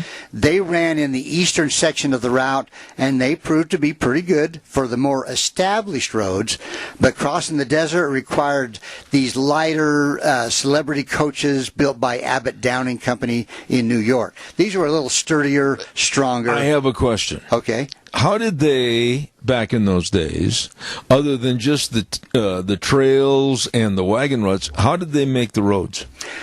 I have no idea. They had those. Did you ever think about that? They had those slip scrapers that that I've seen used. We're going to do a program on that. Yeah, because those slip scrapers would pull dirt and then you dump it, dump behind a horse. Okay. Pardon me. Now, the passengers on both coaches sat with their knees either dovetailed or in the back of the people in front of them. Okay, so you're squashed in there pretty tight. Sounds really comfy. So imagine 25 days sitting like that. No, ain't going to happen. How long did they go during the day? All day, 24/7. So they were going 25 I'm riding days. on top, boy. There's a guy by the name of Raphael Pumpelli, okay? I know him well. He traveled west to Tucson, yes. And here's what he said about his ride. Quote, "And there being room inside for only 10 of the 12 legs, each side of the coach was graced by a foot, now dangling near the wheel, now trying in vain to find a place of support, unusually heavy mail in the boot by weighing down the rear, kept those of us who were on the front seat constantly bent forward." Not a pleasant ride. So Butterfield's grand adventure changed travel. It was known prior to 1858. So, I can't imagine. So but, they go 20 miles and then they had a respite. Well, I'm going to talk about that. Oh. Okay, so for the first time, passengers rode 24/7. Teams changed every 15 to 25 miles. So, like we said, about 20 miles apart. Now, before this, the passengers, as well as the coach and horses, stopped for the night, often camping along the road. So, in the beginning, they did stop at night, okay, and let the people sleep on the ground or whatever. Yeah, I'd gladly sleep on the ground. Oh, yeah, have a rest. Now, the home stations were built to accommodate hungry passengers. They would find food there for $1. Meals consisted of bacon, beans, onions, coffee, and meat. The stop lasted no more than 45 minutes. Really? Fresh drivers took the reins there. Passengers at way stations, where only the team was changed, were asked to, quote, wash their faces quickly and were allowed 5 minutes for a much-needed stretch. Or whatever. Butterfield's mail traveled overland, as opposed to oversea, in fewer than 25 days. So, fact is, the first run east to west was accomplished in 23 days, 23 hours. Wow. Now, that's pretty fast. Yeah. Never in the history of North America or the world had packages and passengers traveled so far, so quickly, and without any major incidences, and despite, there's got to be bad weather. And the terrain is going to be off and on, Indian attacks, but everyone arrived safe and sound. And then all of them had to go to an orthopedic surgeon. To get their back. A good chiropractor would have helped them. Yes, you know one? I do. Well, the route became such a reliable service that England, Great Britain, sent official mail headed for Canada by way of Butterfield's OMC. So the company never hauled what we call express shipments, valuables like payroll, gold, silver, and such. That was left up to Wells Fargo Of course, we've told a lot of stories about, the Wells Fargo the robberies and one thing and another. But, as successful as the enterprise was, the end of OMC came really too quickly. There were three major events that came to end the longest mail route. First, there was dissension in the company. Uh-oh. It pushed Butterfield out as president in 1860. Why didn't they like the guy? I don't know. It's just, it's believed that other board members wanted to run Express, and he did not. In other words, they wanted to run gold, valuables and stuff. Like Wells Fargo. Right. But Butterfield did not want to do that.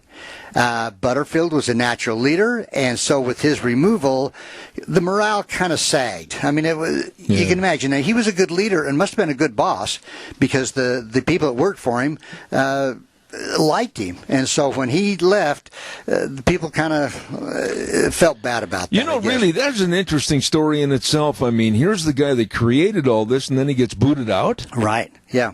Wow. So, second thing, a recently promoted Lieutenant George Bascom was sent to oversee Indian relations in the newly formed Provisional Arizona Territory.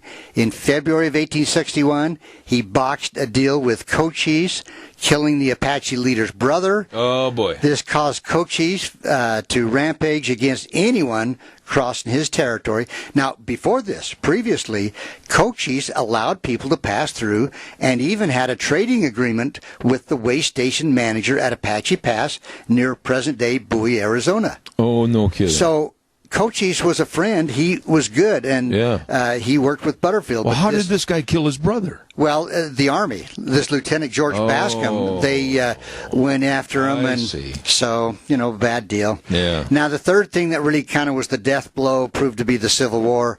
In March of 1861, the Confederates shut down the route through Texas, which took 8 days to go across, so it cut the line in half. So mail and passengers were stopped at the Indian Territory, Texas line. They couldn't go any farther through there.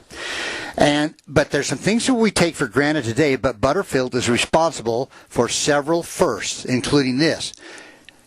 Number one, created stage stations, today's rest areas or truck stops. Okay? Really? Never thought of that. No. Number two, American history of El Paso originated with the Overland Mail. El Paso may never have come to be had it not been for him. Really? Los Angeles grew once it was connected with the world. Obviously, you're getting people going back and forth. The longest stagecoach line in the world under one management. Number five, the first truly transcontinental traffic line on the continent, before the railroad. Yeah. Strict adherence to schedule for the entire period. So he had a really strict schedule for these drivers and passengers, and that was good. Number seven, drivers assigned to small sections of the route while mail and passengers went through. So this is kind of what Wells Fargo did too. He had drivers over certain sections, but the route or the passengers, the mail, or whatever would go on through. And then the other thing he had was amazing. He had an amazing safety record. They didn't lose people like say the Wells Fargo, who had people killed and drivers killed. Yeah. But anyway, John W. Butterfield changed the world back then and left quite a legacy. So today's rest areas on the interstates are a direct result of old John's creative thinking. Wow. Now later, the Harvey houses, and I had to look this up. The Harvey House is a chain of restaurants, hotels, and hospitality industry alongside railroads in the western United States. So he sort of established those two, these places for people to stop and rest. Right. But the trains, undoubtedly influenced by Butterfield, they provided the same service for the same reasons as did the Overland, but quite common to us today. But, new to pre-Civil War thinking was operating on a regular schedule with coordinated clock management, and not until the OMC insisted on uniform hours from coast to coast did people consider the need for time time zones. Now think about that. They're going from what would be 3 time zones. It'd be the central to the mountain to the Pacific time zone. Yeah. So in 1869, when train travel stretched across America, Butterfield's concept of regular schedules and reliable times was quickly embraced, but he left a legacy that we still enjoy today. So again, folks, write this down. Go back to my webpage, dr-history.com, November 19th, 2013. The story is called The Fastest Stage Run in History, and that's when Butterfield had, in order to keep his contract, went from Oakland, California to Atchison, Kansas in 12 days and 2 hours. Wow. He riding the whole way. And so that's a pretty interesting story right there. Just go back and listen to that regarding Butterfield. That was really interesting, and I'll just sum it up by saying this. We always think of, when you think of stage travel, as Wells Fargo. Right, and exactly. We don't really remember Butterfield. Right. Yeah, and there was a lot of, offbeat, that went maybe 50 miles or 100 miles Absolutely. All across the country. That was a great story. I found it pretty interesting. And by the way, for those of you in the audience, real quick, I understand that Dr. History is going to imitate exactly what it was like on that ride for 2,500 miles and sit in that position for 25 days. Yes, There you go. I will need a chiropractor. Have a good day. Thank you, Zeb. God bless you. Dr. History, what a great job that was on that story about the Butterfield stage. We'll send it over to Wheels momentarily, but I want to remind you, too, about Patterson's at 421 East Main in Burley. They are your electronics headquarters. That's it. Bottom line, they've got it all for you. They've got all the home theater systems, all the video surveillance cameras. They've got all the car stereos and speakers, all the complete sound systems, and televisions. Why, they've got them all. Samsung, Sony, Toshiba, LG TVs, all there. A great selection at Patterson's at 421 East Main in Burley. They're open Monday through Saturday, 9 to 6, and I urge you to stop in and see some really nice people at Patterson's. 421 East Main in Burley. 678-6997. Right now, we're going to send it over to our main studio. I'll be back in about 3 minutes. And now, back to Zeb at the Ranch on AM 1230 KBAR. To reach Zeb, call 436-2244 or toll free 1-866-927-4587. And now, here is Zeb Bell. Thank you very much. Last half hour, we're on the home stretch for this Tuesday. And I want to remind you about our dear friends, Matt and Kelly Wiggins, over at Greystone Crossing, Independent Senior Living, right there on Alfresco Road. That's 21st Street, just a mile east of Walmart. What a beautiful facility for seniors. A 12-bedroom home, a home with all the nice warm furnishings and meals, 3 meals a day, snacks, housekeeping, local transportation, all included in the rent. Seniors, I urge you to call the number and set up an appointment to go see Greystone Crossing. The number is 650-4979. I'll repeat it, 650-4979, and they will show you around to a beautiful home with your friends. Greystone Crossing Independent Senior Living. You call them today. There's a gentleman that's been on our program many, many times, and I hope he'll consent to come back many more times, is the founder and chairman of Black Americans for a Better Future. I enjoy having him on the show. Raynard Jackson, my friend, how are you? Is he there, Wheels? He is, sir. All right. Raynard, good morning. How are you, sir? Hey, my friend, how you doing? I am bordering on fantastic for this morning, and I'm so glad to have you on the program to talk about a multiplicity of different subjects. But first and foremost, on your information sheet, I was reading about former ESPN commentator Jemele Hill and why she would willfully want to throw her career away when she called for black athletes to have a mass exodus from white colleges. Whoa, what are your thoughts on that? Well, I hope you're sitting, Jill. Jemele, she's a dear, dear friend. Matter of fact, we've been talking back and forth since that come up.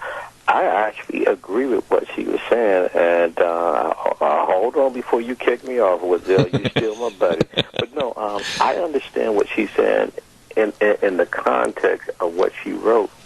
Now, remember, the whole rationale behind historically black colleges and universities were because back in the day, we, meaning blacks, we were not allowed to go to the University of Alabama or Georgia Tech or Georgia State and a lot of the white schools because of, Jim Crow racism and all that stuff. Now, obviously, as you and I have talked about, Zeb, we have come a whole long way from those days, but yet these schools still exist. And before integration, if you were black and you were a top athlete in high school, you had no choice but to go to a black college. And we produced some of the best athletes, even though a lot of them never got a chance to play Major League Baseball and NBA, NFL because of discrimination.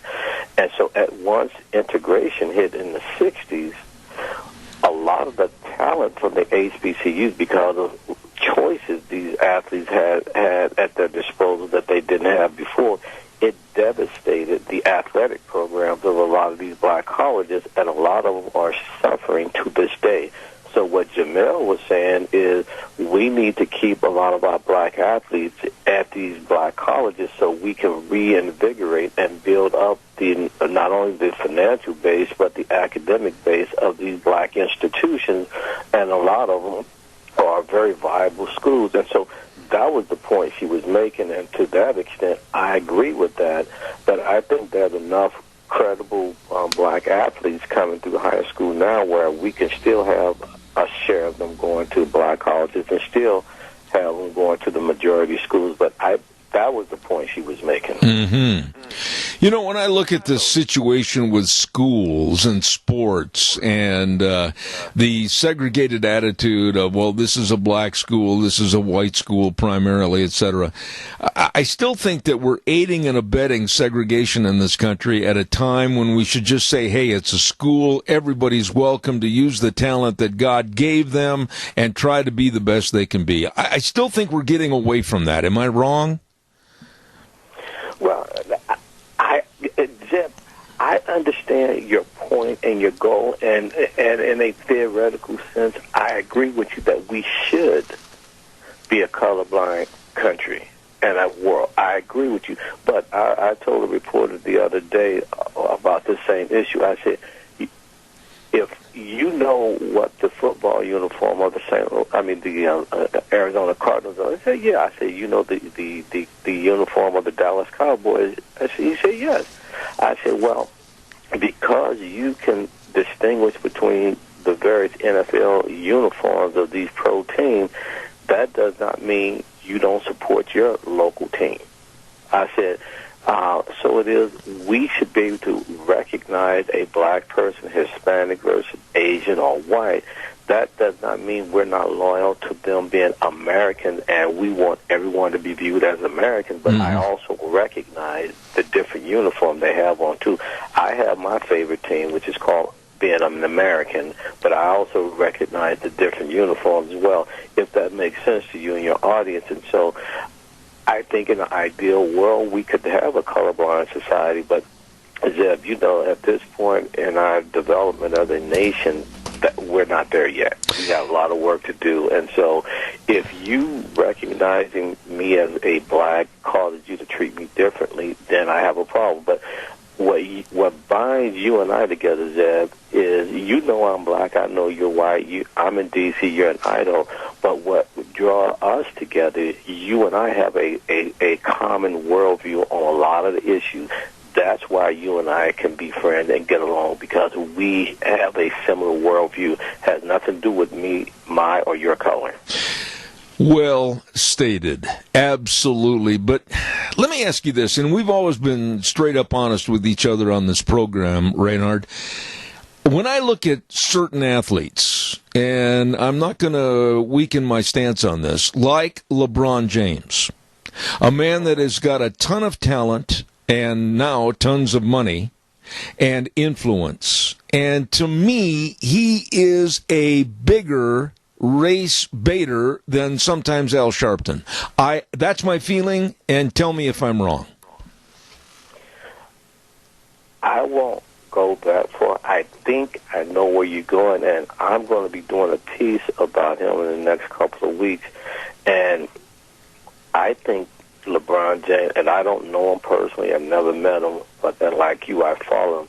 I think LeBron is going through an identity crisis in the sense that here's a guy, as you rightly stated, has all the athletic talent in the world and is a very smart guy off the court. I mean, he's hanging out with a Warren Buffett, so you can't be too dumb, Zeb, hanging around with I agree. Warren Buffett. I agree. And he's a hell of a businessman. Yep. But what I think he's trying to figure out, he doesn't have that street cred in the black community. And so if you ever watch his HBO show called The Shop, where, you know, these guys around in the barber shop, I mean, some of the biggest names in sports and entertainment. And I'm going to tell you something, Zeb. Even though this show is geared towards adults, you know if LeBron James is behind it, kids are going to watch. And the language they use on this show would make a sailor blush. Mm-hmm. I mean, they're throwing out the N word, the MF this, the B word, and I think on LeBron, in his view, he's thinking he is so accepted in the white community, he's trying to go hard to get credit in the black community on the street level, and I think that's idiotic. That's what I think you're seeing him going through, and I'm going to be writing a column about that soon. You know, wouldn't you say, Reynard, and this goes to various populations of the white culture, the black culture, etc., that overall in the media and the entertainment business, both of the races, if you will, have really lessened their class and they've gone into the gutter. Would you agree with that? No, but 100%, Zeb, 100%. But it's at a problem where the young people are accepting this, and we've got to change this. I think people that have the class and the clout, let's say like LeBron James, wow, they should be doing every single thing they can to elevate instead of lower their standards.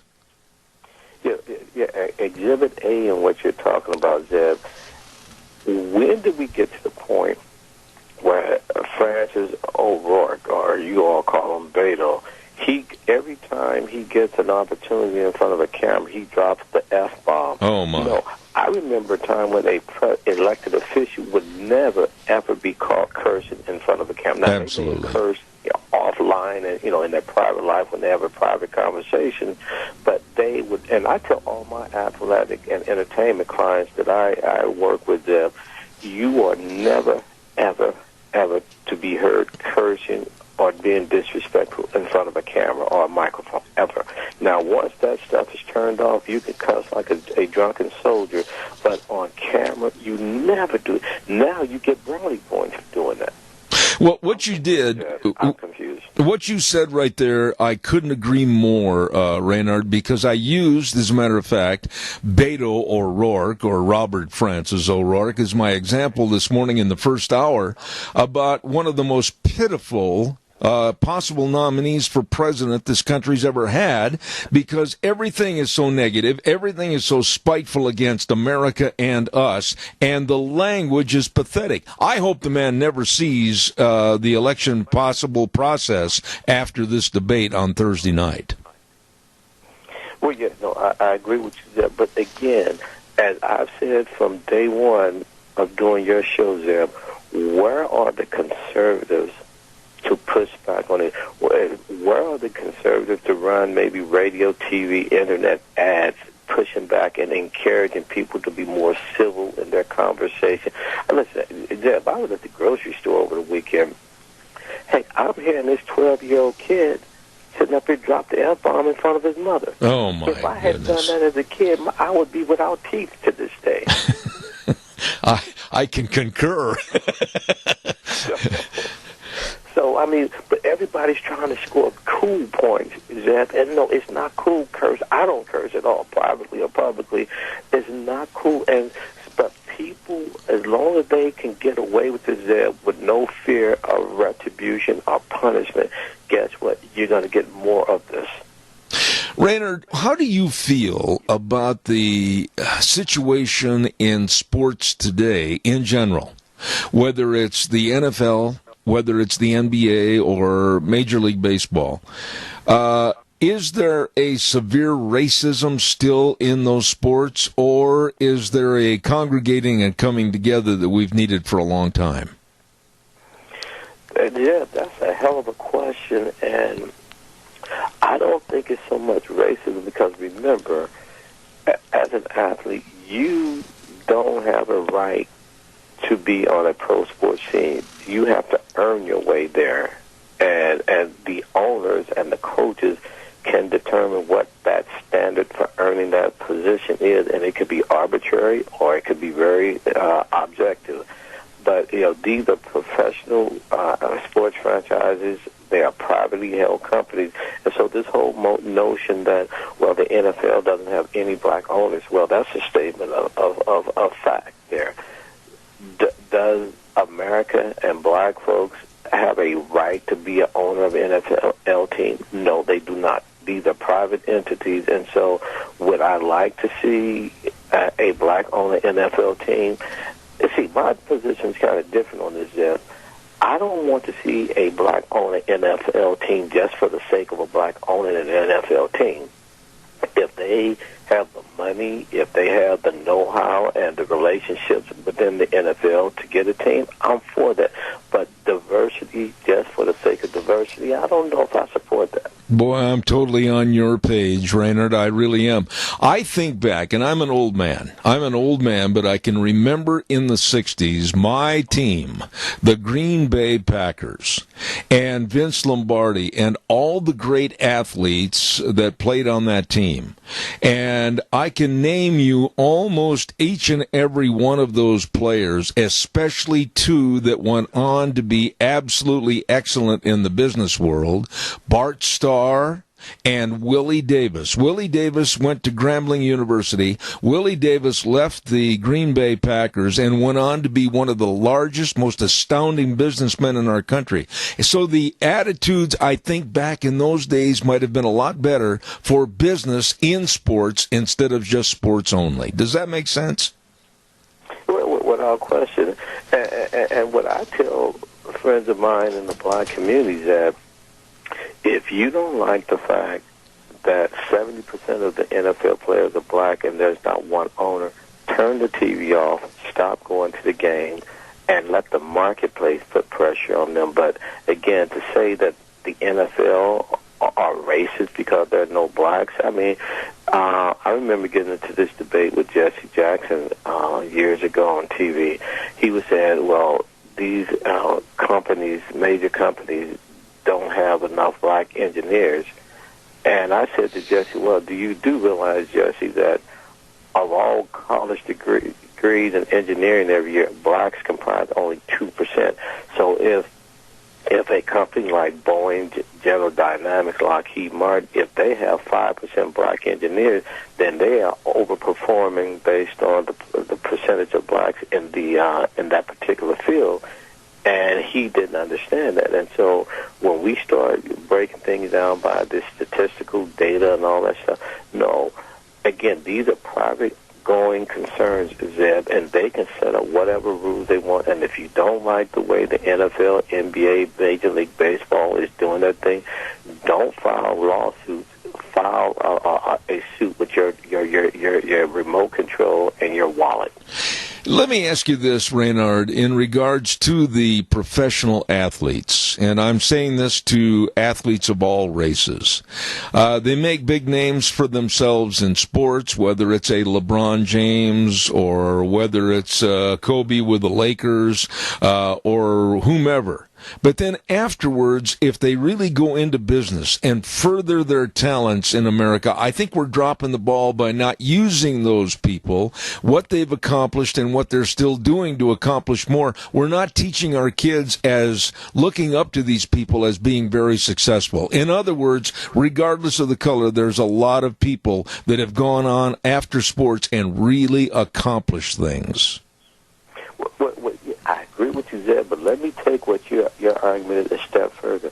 Isn't it amazing people like David Robinson who played with the San Antonio Spurs? Here's a Navy Academy graduate, a degree in mathematics, and he's not a household name because he was considered too intelligent.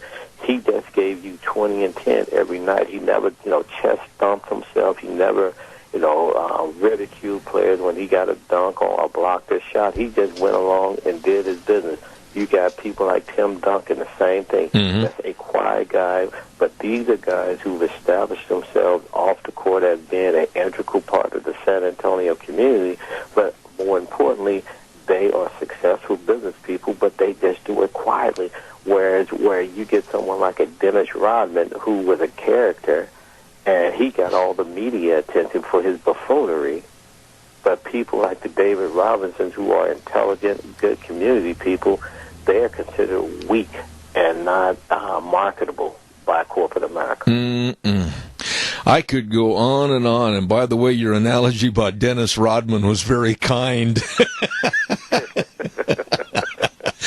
I want him sneaking up behind me one day and beat me upside the head. There you go. Listen, anytime you're available, I'm going to try to get you on this program. Ladies and gentlemen, this is a really nice man, founder and chairman of Black Americans for a Better Future, Raynard Jackson. God bless you, and please come back soon. Thank you so much, Zeb. All right, take care. Oh, I just enjoy visiting with him and having him on our program. And believe me, he is just a really interesting gentleman that focuses on black entrepreneurs and business. Appreciate him. Raynard Jackson. Wow, the weather. Got to get that taken care of. And the weather this hour is brought to you by Scarrows Meats. Oh, hello, Don Scarrow. I said the other day, I said it half kiddingly, but not really. I'm going to have to call him and say, oh, by the way, Don, why don't you come by? Hold on, caller, I'll be right there. Why don't you come by and, if you happen to think about it, bring some more of those delicious bratwurst. Oh, the brats are fantastic. At Scarrows Meats, 331 North Road, Jerome. Number to call, 324-7657, or you can go to their website, scarrowsmeats.com. We'll tell you more. And caller, I'll be right with you. Don't hang up. But right now, here's Gina with the weather. Grab out the raincoat and maybe the umbrella. We're looking at a soggy forecast for today. Here's a look at your weather. 50% chance of rain showers off and on throughout the day, and as the storms move through, some could produce small hail and gusty winds. Maybe we'll see some sunshine for today, expecting a high of 64 tonight. Pretty much the same. Hopefully that's going to be tapering off as we move into the overnight hours with a low of 44. Tomorrow, 40% chance of rain showers in the forecast with a high of 66. Hopefully we're going to see clear skies for tomorrow night. Partly cloudy skies, but you might want to cover up those tender veggies. Expecting a low of about 38. For Thursday, sunny skies, expecting a high of 70, warming up to 75 for Friday, and by Saturday, back up to 80. That's a look at your weather forecast for Zeb. Thank you, Gina, and brought to you by Scarrows Meats. Don Scarrow and the whole outfit at 331 North Road, Jerome. Oh, my goodness, all delicious meats. As a matter of fact, they are changing the way we eat, one delicious bite at a time at Scarrows Meats. Caller, good morning. You're on the air. Yes, marketability ain't what it used to be. And there's a drag queen. He's 11 or 12 years old, and he's getting all this attention. And what's happening is he's going to get rich. And he's setting an example for every other person. So, whether or not you're on YouTube, you're a YouTuber, or you do anything, whether or not you try to get injured and then sue, and get and have enough money to, for whatever, maybe retire or never work. This is the mentality of our young people, and so if you do right and good, nobody cares. And you see, no wonder, whether or not it's indoctrination or parenting, we're losing them. Yep. We're losing our country. Yep. And we're losing our kids. Couldn't agree more. Very well stated. Randy, by the way, Randy, I always say thank you to you because you bring up some excellent points, and I appreciate your calls. Don't quit, man. Don't quit. Appreciate it. Yeah, and it's a shame, and I know I got to go. I do too. Right here right here in our communities, right here. Absolutely. Absolutely. Thank you. I want to remind you again about your house can welcome you home with a perfect temperature. Open the door and say, wow, this is really nice. Well, the iComfort Wi-Fi thermostat from Lennox features the remote control access. You can adjust your home's temperature from anywhere. Contact Ramsey Heating and Electric along with Lennox, and they're offering up to $1,600 in rebates on a new home comfort system. Make yourself comfortable. Call Ramsey Heating and Electric today at 678-0459 or go to them online at ramseysonline.com. Tomorrow on the program, what have we got cooking? We've got Dave Bego, we've got Doug Giles, we've got Ryan Lovelace, and it's Patriots Day, and in the first hour we're going to be talking about where were you on 9/11? What were you doing and your remembrance? I want to also remind you that we're brought to you by our major sponsor, and that's your Magic Valley Les Schwab Tire Centers. All 7 locations serving you, and they're having a big, really good fall tire sale going on right now. You know, I urge you to stop in and check on all the tires, and for your safe driving on your cars, vehicles, SUVs, camp trailers, horse trailers, whatever, and also the brake service and the front end alignments, the shocks and struts and the batteries, all of this and so much more. But above all, the great service to you. Stop in at any one of the 7 locations: Lane and Rupert, Dave on Blue Lakes and Twin, Mike and Buell, Mike and Jerome, the Twist family in Paul, Daniel on Poline in Twin Falls, and Trent on Overland in Burley. The best, your Magic Valley Les Schwab Tire Centers.